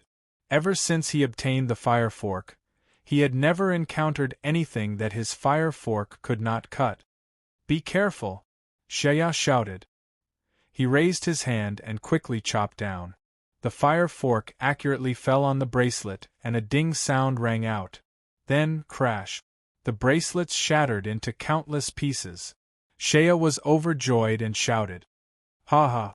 Look, isn't it done? You are not lying to me, right? What is so magical about this bracelet? It shattered with just one slash. Then, the woman smiled wryly and sighed. Sir, look again, the fragments of the bracelets turned into powder. In the end, a mass of purple light shone out and formed a circle of light. Finally, the circle of light condensed and a brand new bracelet appeared on the woman's wrist. It was exactly the same as the original bracelets. Shea was dumbfounded. Then, he looked at the woman in shock. Ah, are you telling the truth? This really is a magic bracelet. Dora's nervous voice suddenly rang out from the depths of his mind. What a powerful curse magic! Shea suddenly heard Dora's voice. He was stunned for a moment. Then, he heard Dora continue speaking in his mind. Dora's voice was filled with nervousness and fear. It seems like magic. To be able to fuse black magic and transfiguration magic, two completely different types of magic together in such a perfect manner, this person's attainments in magic are very high. It seems like this person is one of the strongest magicians among you humans. You better not use the fire fork to hack this bracelets again. Any magic equipment made by such a strong magician will automatically be imprinted with a magic imprint. No matter where you are, once someone damages your magic equipment, the other party will immediately know through the magic imprint. Also, according to her story, the magician who cursed you is extremely narrow-minded. If such a strong magician envies you, you are just like an ant. If such a strong magician envies you, they can easily crush you with just a finger. Hearing Dora's serious words, Shea sucked in a breath of cold air and stood there in a daze. After a while, he raised his head and looked at the woman. The female magician who cursed you, do you know who she is? The elder sister nodded with a complicated look on her face. I know her name. Over the years, my father and I have tried our best to find some magicians to help us break the spell. But where can we find a really powerful magician? Even if we occasionally manage to invite one or two magicians, when they saw my bracelets, they would recognize the origin of the magic attribute on the bracelet. They would be so scared that they would turn around and run away. Not to mention that they don't know how to remove this curse. Even if they did, they would never dare to do it. Otherwise, that person's temperament is strange, and she will seek revenge for the smallest grievance. If they angered her, they would be in big trouble. After a pause, she had a strange look in her eyes and a complicated expression. Finally, she revealed the identity of that person. The female magician who cursed me that year, her name is Merlin. Merlin! The one who cried out in alarm was Todoro. Hearing this name, Todoro's face lit up with excitement. Merlin! This time, the one who cried out in alarm was Philip. Philip's expression changed greatly, his eyes filled with fear. Merlin! The last cry was actually made by Sharba. Shea looked at Sharba in astonishment. You know this name? Sharba actually nodded seriously. I know. As a Byzantium citizen, especially in the army, there are probably very few who don't know this name. Shea scratched his head. That's really strange. Is this woman called Merlin very famous? Why is it that when you mention her, All of you look as if you've been injected with chicken blood and seen a ghost." This time, the one who answered his question was Philip. After all, Philip was the most experienced and knowledgeable person in the group. After all, he was once the commander of the Silver Python Warrior Regiment. His knowledge was extraordinary. The muscles on his face twitched, and he forced out a smile. "Sir, this great magician Merlin." As he spoke, he looked around with a fearful expression. It was as if he was afraid that Merlin would suddenly jump out from the side. After a pause, he continued. "This great magician Merlin isn't a Byzantium citizen. She's a powerhouse of the Lantis. But speaking of her strength, she's a recognized great magician. Moreover, she's recognized as one of the strongest powerhouses in the world." Todoro couldn't help but interject. "If we're talking about who is the strongest in the world, everyone naturally has different opinions. The strongest few have their own unique skills. It's hard to say who is the strongest in the world, but if we're talking about who is the most fearsome, the most frightening, and the most frightening, I'm afraid there's no other person besides this great magician Merlin. The most frightening person in the world. Sir, you don't know. Especially in our Byzantium, in the Magic Union, the name Merlin has become a taboo. It's not something that can be casually mentioned." "Why?" "Because." Todoro was like Philip.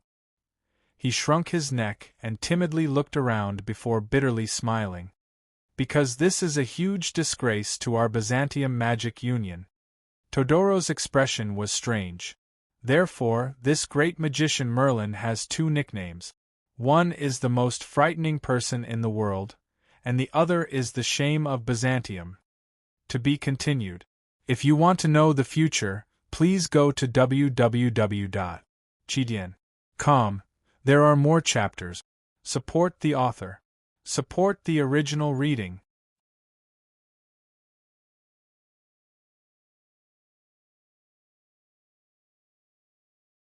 Chapter 174. Today's update. The 166th chapter, Legendary Merlin. 1.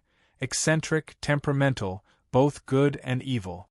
Speaking of this legendary shame of Byzantium, and the most terrifying person in the world, this evaluation is undoubtedly the most accurate. Merlin, she may not be the strongest person in the world today, but if one were to say that she is the strongest woman, no one would disagree with this statement. Her name is Merlin, but no one has ever heard of her full name. No one knows how old she is, but when she first caused a sensation in the world, the current chairman of the Byzantium Magic Union, Mr. Raphael, was still a small magic apprentice at that time. No one knows what Merlin's true appearance is. Legend had it that her magical powers were divine, and she had already obtained eternal youth.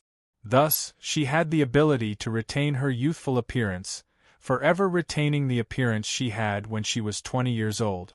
Moreover, it was said that her appearance was so beautiful that even the moon goddess would be jealous of her. Another legend says that she is an evil and malicious old woman, old and clumsy, wearing a black cloak, wrinkled face, hooked nose, and cracked teeth. She holds a poisoned apple in her hand and goes around tempting people to taste it. She is not a citizen of Byzantium, but she has the qualifications of a magister recognized by the Byzantium Magic Union, but in fact, she is a citizen of Lantis. At the same time, she is also a witch recognized by the Church of Lantis.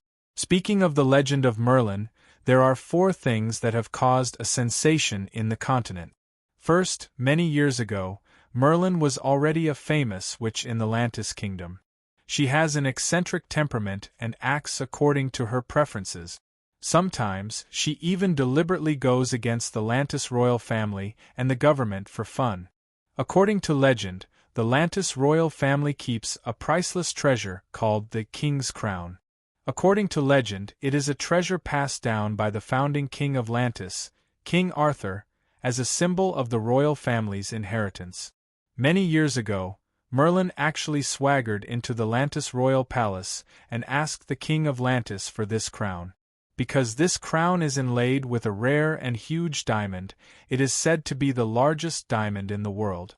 Merlin claimed that she was conducting an important magic experiment and needed to borrow the diamond.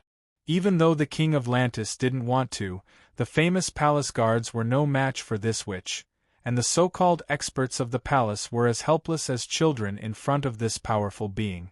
In the end, the king had no choice but to yield to Merlin and took out the king's crown and lent it to Merlin. On the spot, Merlin dug out the largest diamond in the crown and borrowed it. Since then, he had never returned it. Therefore, until today, the Atlantis royal family's most luxurious and expensive crown is still missing the biggest diamond. The royal family had no choice but to find a skilled craftsman to make a badge with gold and other precious stones and inlay it in the gap to cover it up. As a citizen of the Atlantis kingdom, Merlin bullied the royal family. For a time, Merlin was notorious in the Atlantis kingdom. However, this legendary character, who acted arrogantly naturally, did not care about other people's opinions. She only borrowed the diamond and promised the royal family a condition: if the country was in trouble, she would unconditionally help the royal family once. Therefore, the second thing happened. The second thing in Merlin's most legendary story happened about 6 years after the time of the crown. The second thing was like this. The Byzantine Empire has always been the largest of the 3 major countries in the world. It occupied the most fertile land on the continent, had the largest population, the most resources, and the most prosperous civilization. However, this behemoth was firmly restrained by the other 2 countries, Odin and Atlantis. The people of Odin lived in the north of the continent and were brave and good at war. The people of Atlantis were far away in the sea, far away from the war on the continent. They took advantage of their unique geographical location to conduct maritime trade and strengthen the country through maritime trade. The one thing that the people of Atlantis were most proud of was their huge and powerful navy. The people of Atlantis were far ahead of the countries on the 2 continents in terms of shipbuilding and navigation technology. Moreover, there was a very important factor. The Byzantine Empire was located in the south of the continent. There was an inland sea in the center of the empire. The capital, Osgiliath, was on the coast of the inland sea. This inland sea went all the way to the west and passed through a narrow estuary to reach the vast outer sea. The estuary's geography was special. It was a long and narrow peninsula that extended from the north and south to the sea. It was like a pair of pliers that tightly gripped the estuary of the Byzantium Inland Sea. The 2 shores of the estuary had been occupied by the people of Atlantis for many years. The people of Atlantis built military ports on both shores of the estuary and stationed troops there. This was equivalent to controlling the Byzantium's maritime trade. For many years, the Byzantium's maritime trade had been suppressed by the Atlantis. During peacetime, all the Byzantium's ships that entered and left the estuary had to pay taxes to the people of Atlantis. Once the 2 countries had a conflict or discord, the people of Atlantis only needed to seal the estuary and the Byzantium's maritime trade would immediately be strangled. More importantly, the inland sea led directly to the most prosperous areas of the Byzantine Empire.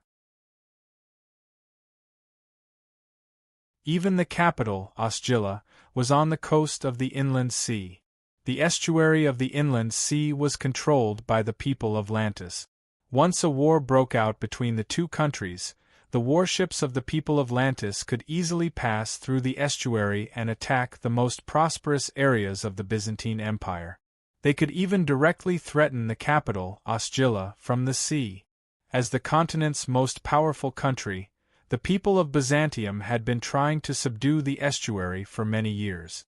However, the 2 peninsulas at the estuary had special topography. The peninsulas were connected to the continent by 2 mountain ridges. If they attacked from land, they would have to cross over the mountain ridges. It was extremely difficult. If they wanted to subdue the estuary, they would have to attack from both land and sea simultaneously. However, the navy of the people of Atlantis was too powerful. The Byzantium's navy was far inferior in terms of shipbuilding and naval warfare. The navy was never a match for the Byzantine Empire. Moreover, if they were to attack from land, the other side would be at the military port. Furthermore, there were warships on the sea supporting them from the side. Thus, the Byzantine Empire had tried many methods to subdue the estuary, but to no avail. Finally, 1 year later, the Byzantine Empire grasped an opportunity. The empire's intelligence department used some unknown method to instigate the defection of the general of the Lantis fleet stationed at the estuary. That general of the Lantis navy led a fleet and defected to Byzantium. The Byzantium Empire grasped this opportunity and sent 2 armies to attack the 2 peninsulas at the estuary. Losing the fleet at sea, the estuary was in danger. At this time, even if the Lantis Empire wanted to send a fleet to reinforce the estuary, it would take time for the navy to assemble. It was too late. At the crucial moment, the Lantis royal family remembered that this which had once promised to serve the royal family and sent someone to request an audience with Merlin.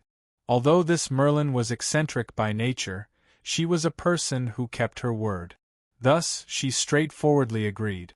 3 days later, when the Byzantium navy fleet and the land army were attacking the Lantis military port, this which Merlin appeared at sea.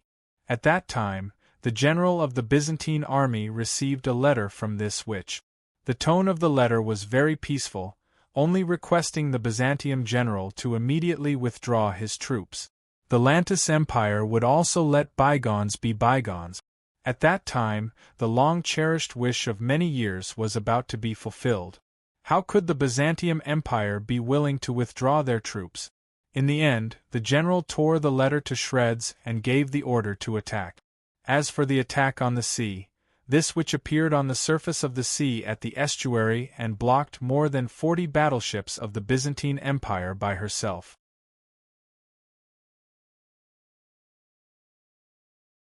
It was said that this which used divine magic to gather the seawater in the sea and raise a wall of water several miles long and over 10 meters high. Just like that, it blocked the advance of the Byzantium navy. At this time, this which directly used magic to transmit her voice to the sea. This time, she coldly requested the Byzantium to immediately withdraw their troop. "I'll only spare you once. If you don't leave, I'll kill you." The Byzantium general still refused to withdraw his troop. Instead, he invited several Byzantium mages to fight. The result, naturally, there was no need to elaborate. A few mages were instantly defeated by the witch, and they fled in panic. Merlin, who was enraged, directly triggered a tsunami. The wall of water that was a few miles long and more than 10 meters high came crashing down, instantly destroying the Byzantine fleet. 90% of the battleships sank into the sea, and half of the soldiers were eaten by the fishes. In the end, only 4 battleships managed to escape, and one of them was the flagship. However, after they escaped, they discovered that one of the people on the flagship was dead. It was the commander of the Lantis navy who was instigated by the Byzantium navy. He died in a bizarre manner, but there was not a trace of injury on his body. Merlin's reputation as a witch was originally only prominent within the Lantis Empire. After that battle where she single-handedly wiped out the entire empire's fleet, Merlin's name instantly spread across the entire continent. She was publicly acknowledged as a peak powerhouse. The third matter was the greatest humiliation of the Byzantine Empire's magic union. Only 3 years after the naval battle, this which actually came to the Byzantine Empire alone. She entered the Ostgila Empire and directly came to the empire's magic union. This time, the arrival of this which immediately caused an uproar in the imperial capital. She was a top powerhouse on the continent, and everyone acknowledged that her strength had reached the saint level. Moreover, she came from an enemy country. For a moment, even the emperor of the empire left the imperial capital under the pretext of hunting. He didn't want this witch to go crazy and cause trouble in the imperial capital, which would endanger his safety. However, this which only quietly paid a visit to the Empire's magic union and proposed that she wanted to exchange her knowledge of magic with the mages of the Byzantium navy. At the same time, she also wanted to learn about Byzantium's magic culture. She even made a strange request. She wanted to obtain the title of a Byzantium Grand Magus. This request made the magic union very difficult. It was widely acknowledged that a Grand Magus was equivalent to a saint rank. However, the magic union could only assess the level of a Grand Magus up to 9th level. This which Merlin's request made the magic union directly reject her request. This Merlin is really arrogant enough. She proposed a competition with the magic union. If she wins, she must be allowed to stay in the magic union to learn about Byzantium's magic culture. If she loses, she is willing to be imprisoned by the magic union for 3 years. At that time, the entire empire was in a terrible state because of the naval battle 3 years ago. Now that the opportunity has come knocking on their door, the Byzantium magic union is also quite arrogant. They think that they have countless experts here. If they really want to compete, how can so many top mages not be able to win against one person? Even if she is a saint-rank powerhouse, she is not the only one in the world. The Magic Guild was eager to get into action and made Merlin wait for 3 days. This Merlin was really daring. He was in an enemy country and knew that the enemy couldn't wait to eat him alive. Yet, he actually sat on the ground in the Magic Guild's plaza and meditated for 3 days and 3 nights. In the last 3 days, the Magic Union used all of its connections, and they finally invited 3 mage trainers from the Byzantine Empire to help them. The 3 Grand Magus each have a different field of magic. At that time, the Byzantium Magic Union thought, no matter how strong Merlin is after entering the saint rank, he would only be exceptionally strong in a certain field. How can he be proficient in every field? 3 Grand Magus with different fields of expertise is definitely enough to stump this witch. In the first round, the Byzantium Grand Magus who competed with Merlin is proficient in magic arrays. At that time, Merlin only sneered, "Then I and you will each make a magic array. We will walk into each other's magic array. Whoever comes out first will be the winner." The Byzantium Magus immediately moved out tons of high-quality magic crystals, magic gems, and mithril from their own nest. They did not care about the cost and used them to arrange a magic array for the Grand Magus. It took them 3 days and 3 nights to build an airtight black house with the magic array inside. As for Merlin, he took out some magic materials from his storage ring. Naturally, they were far less abundant than the magic unions. Moreover, she did not hide it and arranged a magic array in front of everyone in the plaza. However, the witchcraft she used was not understood by the many great mages of the Byzantium Magic Union. After 3 days, the magic array was completed. The 2 of them walked into each other's magic array. When Merlin walked into the small black house, he was immediately trapped in the magic array. The Byzantium Magic Union deeply hated him. The magic array was extremely dangerous. As for how dangerous the spell was, outsiders did not know. However, after Merlin entered, he walked out of the black house unscathed in the time it took to eat a meal. There was not even a wrinkle on his clothes. Immediately, all the Byzantium Magi were in an uproar. Merlin looked at the other party and sneered, "So, you want to kill me?" As for the Byzantium Grand Magus, who walked into the magic array Merlin set up in the plaza, he disappeared in front of everyone's eyes.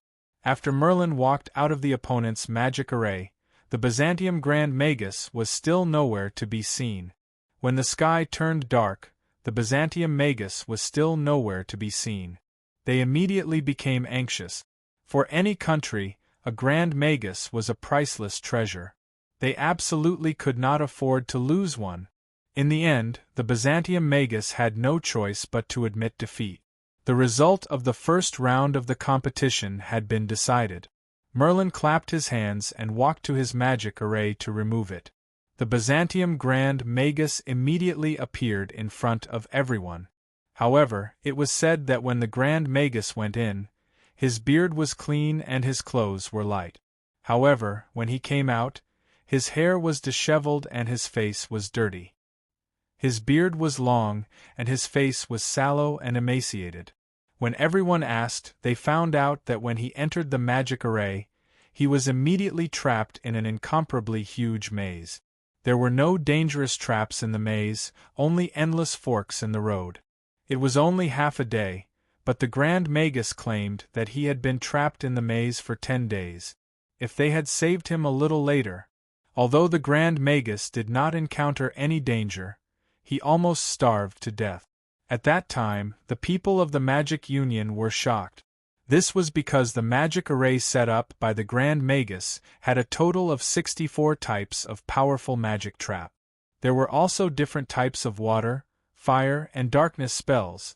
However, they were unable to harm Merlin in the slightest. The magic array set up by Merlin was a pure maze. It disrupted the flow of time in the magic array space. Apart from that, there were no other dangers. However, it almost starved an outstanding Grand Magus to death. You Byzantium people always like to make simple things so complicated. A magic array is also so fancy. There are so many different types of magic. Although there are many of them, they are all sloppy.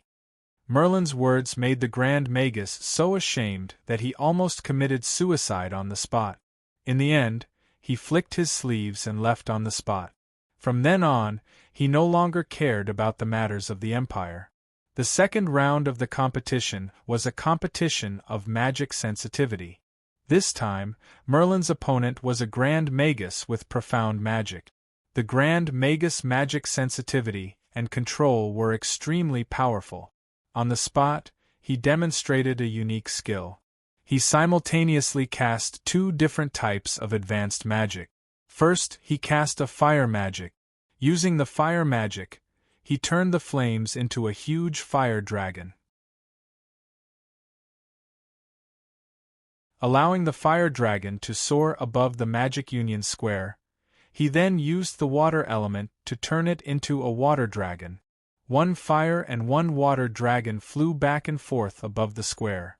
Although water and fire are clearly incompatible, under the exquisite control of the Grand Magus, the water and fire dragons flew side by side in the sky. They did not cancel each other out in the slightest. For a moment, such a spectacle caused the Magic Union to burst into cheers. When it was Merlin's turn, he sat down in front of everyone's expectant eyes and closed his eyes. After a moment, Merlin opened his eyes and lightly said, "In Osgilla City, a total of 15 people have died today. 9 of them died from illness, 4 of them committed suicide, 1 of them was a criminal who was hanged, and the last one was trampled to death by a frightened horse on the road. Today, 9 more babies were born. 7 in the south and 2 in the west." It turned out that in this moment, Merlin's powerful magic had already shrouded the entire Osgilla City. Her magic sensitivity covered the entire city. Everything that happened in the city was under her magic sensitivity. When these words came out, all the magicians present were stunned. Some of them did not believe it and summoned the city guards to conduct a city-wide search. 6,000 city guards were dispatched and searched the entire city. In the end, the results were exactly as Merlin said.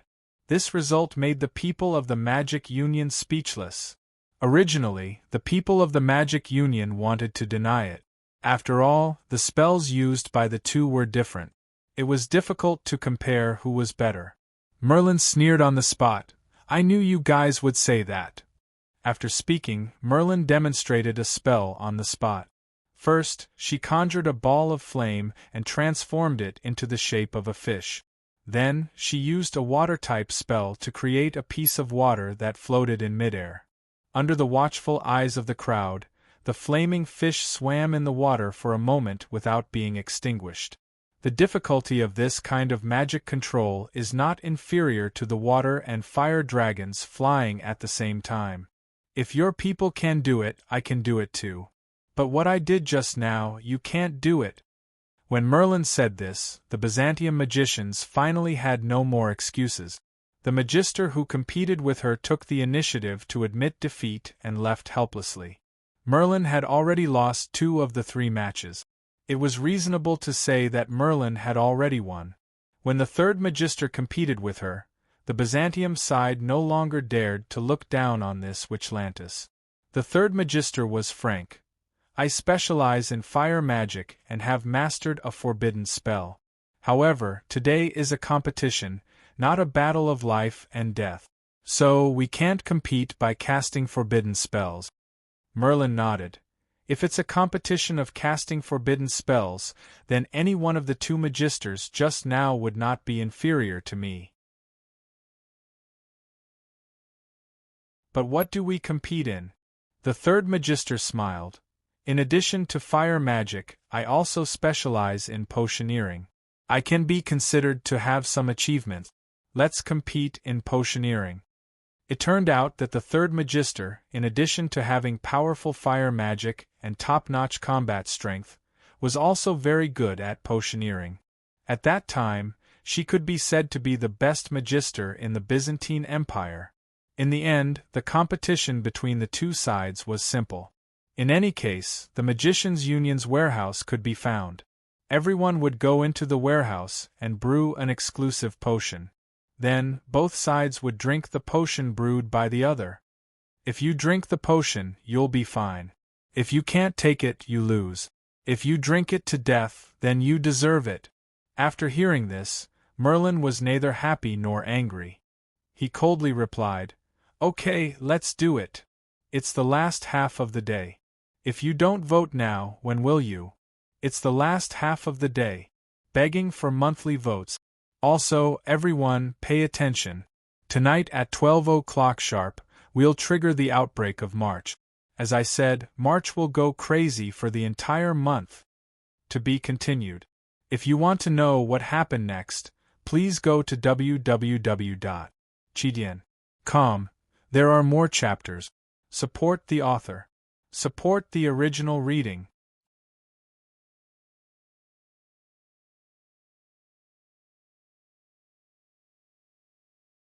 Chapter 175. Actually, when I started writing this book, I already knew that this book was very important to me. After last year's low tide, whether or not I can rise again depends on this book.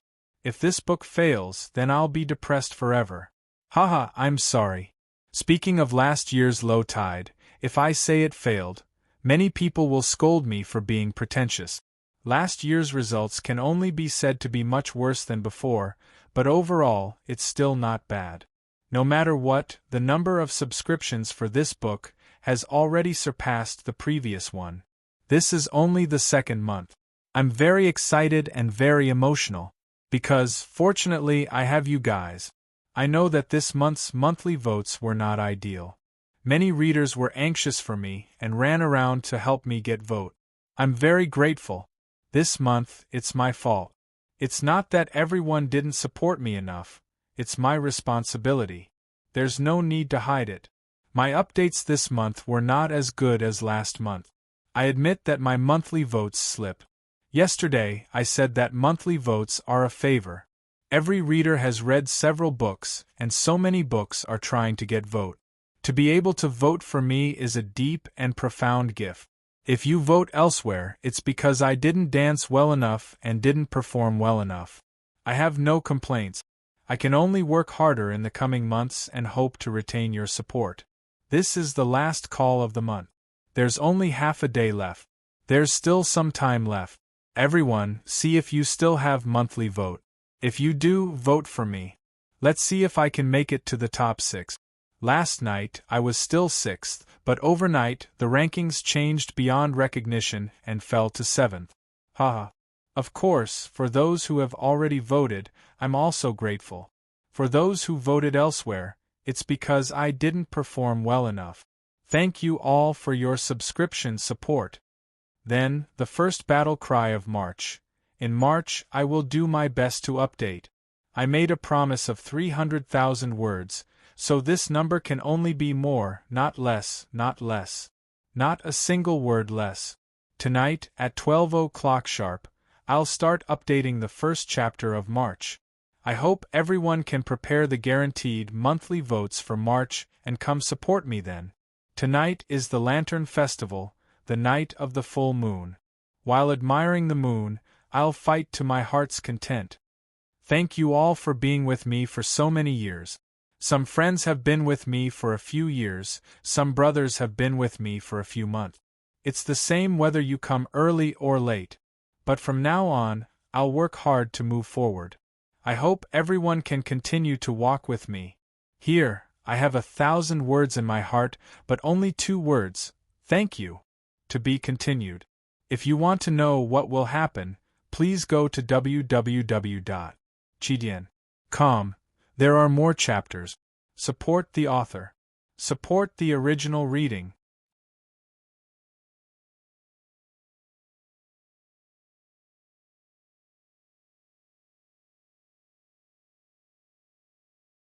Chapter 176.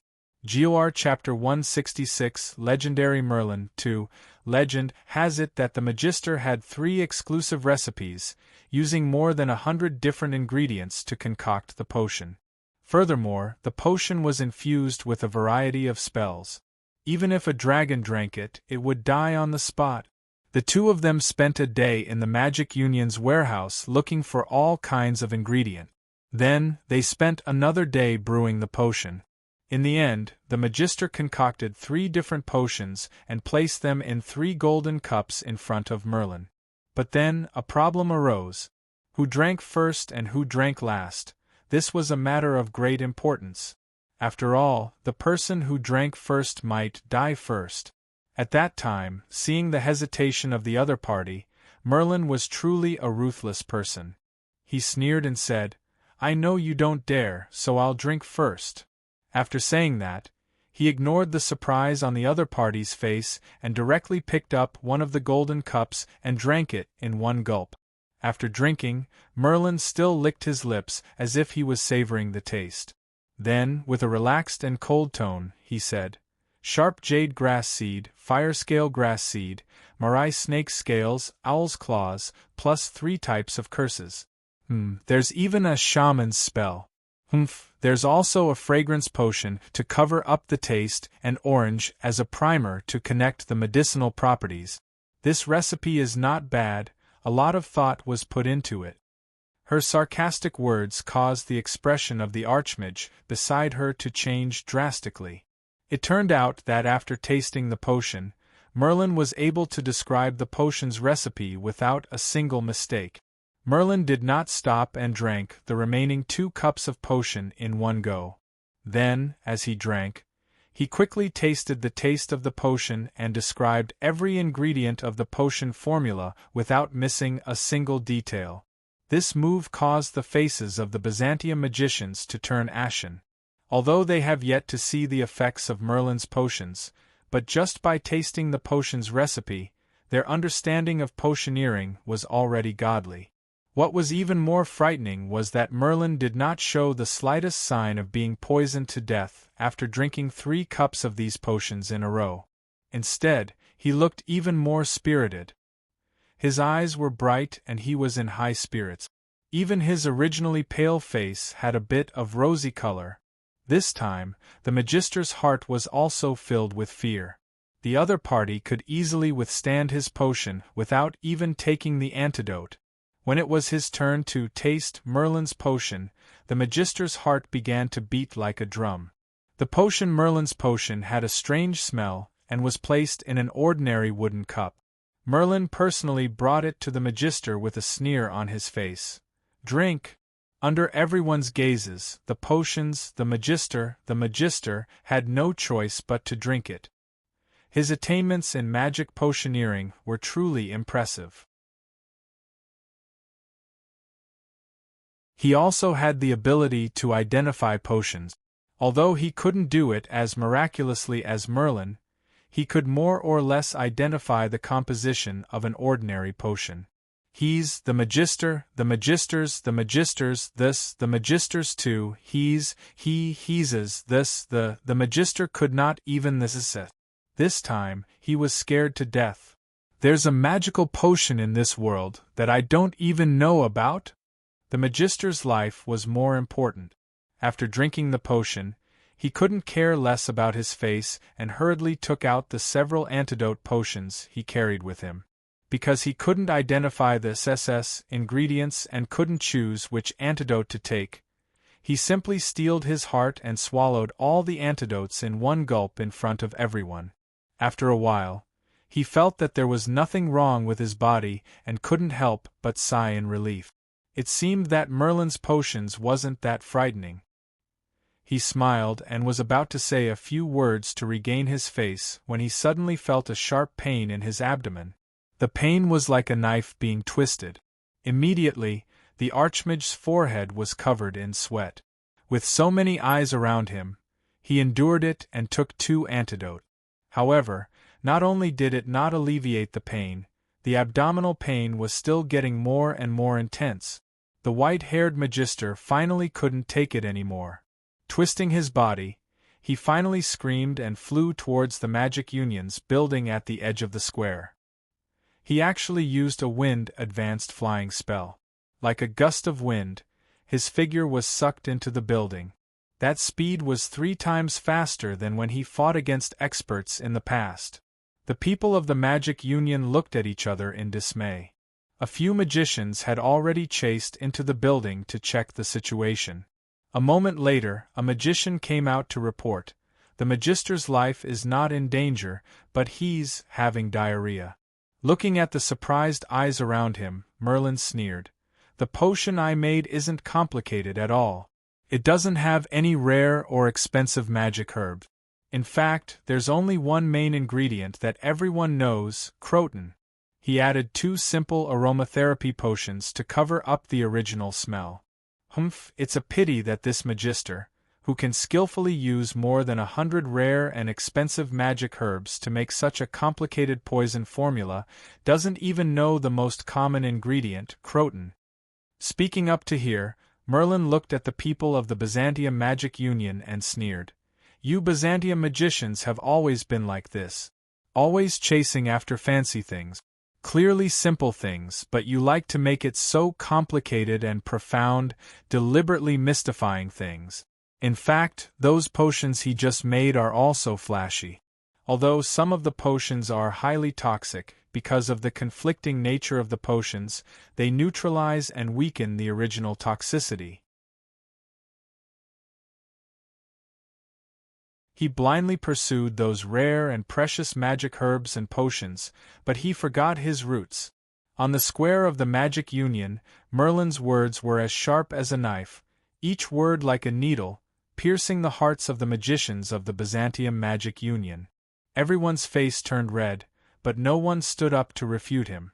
As for the poor Magister, although his life wasn't in danger, he had spent his entire life researching many mysterious and precious magic potions. But in the end, he poured all of it on an ordinary little croton.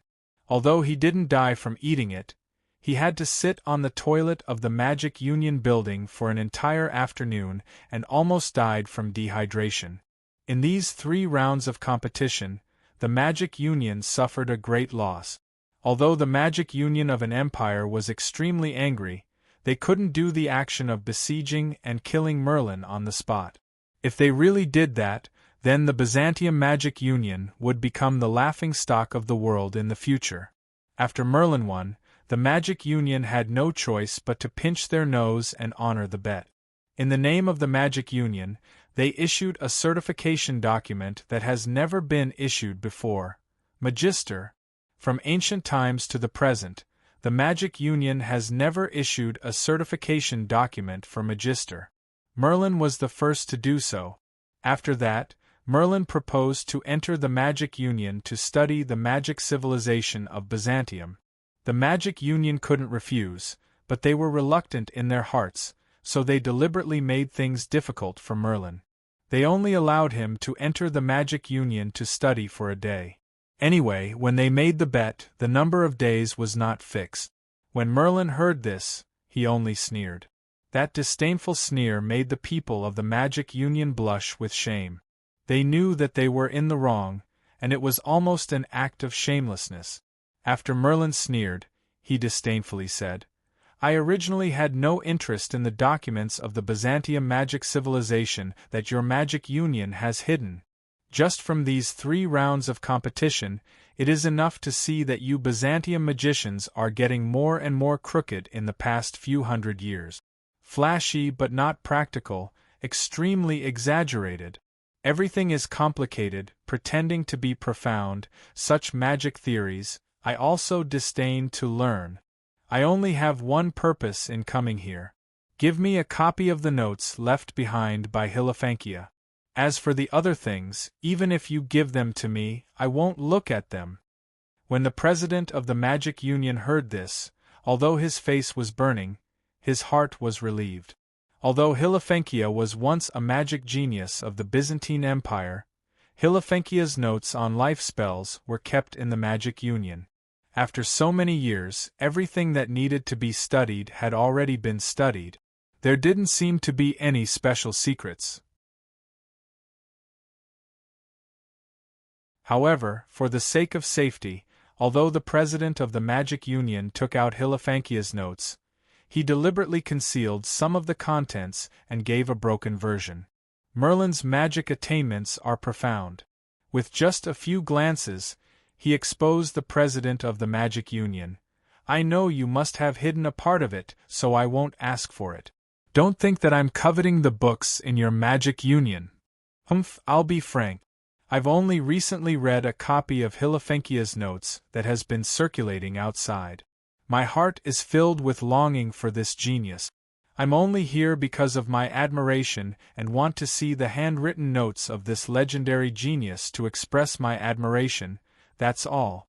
As for the contents of these notes, what you can understand, I have already understood long ago. What I can understand, you can't understand."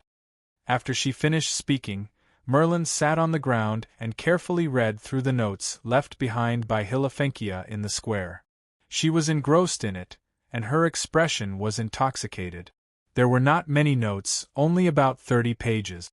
Moreover, many of them were the early experiences of Hielephankia, a historical genius. It was not considered a profound magic secret, but Merlin was engrossed in it.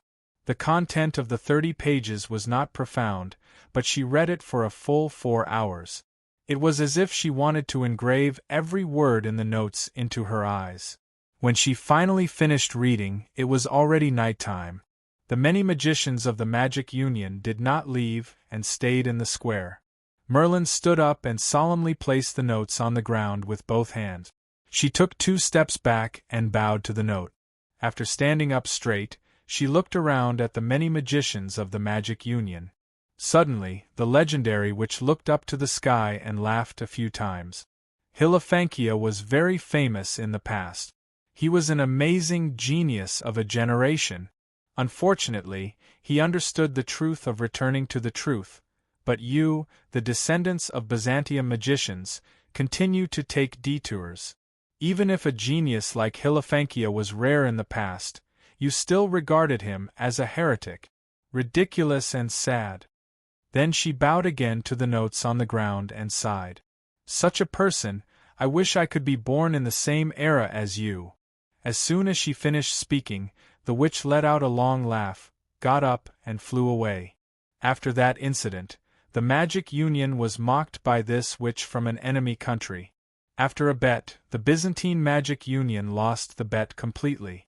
Everyone in the Byzantine Magic Union felt ashamed. Although the news of that incident spread to the continent and there were many versions of it, the Magic Union didn't dare to talk about it. Even the name Merlin became a taboo in the Magic Union. They couldn't even mention it. This is Merlin's 3rd legendary incident. When Todoro said this, his face was full of admiration. Although he was from Byzantium and Merlin was an enemy of the Byzantium Magic Union, but for a grassroots magician like Todoro, who was often embarrassed by the Magic Union, a legendary contender like Merlin who entered the Magic Union alone and whose powerful magic attainments put so many magicians in the Magic Union to shame. Such a style really made Todoro yearn endlessly.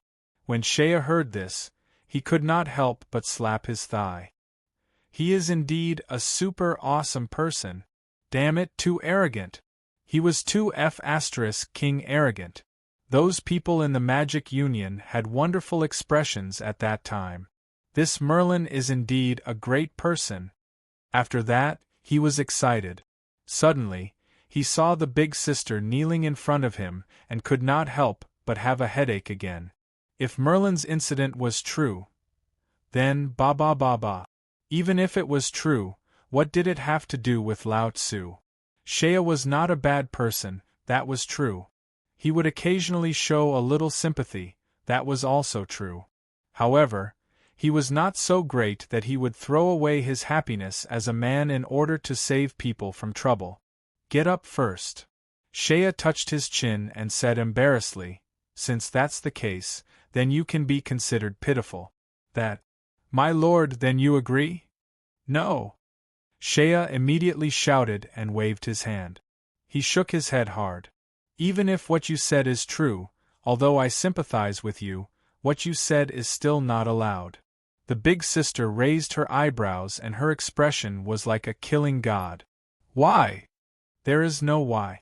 Shea tried to straighten his back and said righteously, this kind of thing is consensual. Both parties must be in love first. How can you force it? Right now, you and I are not willing.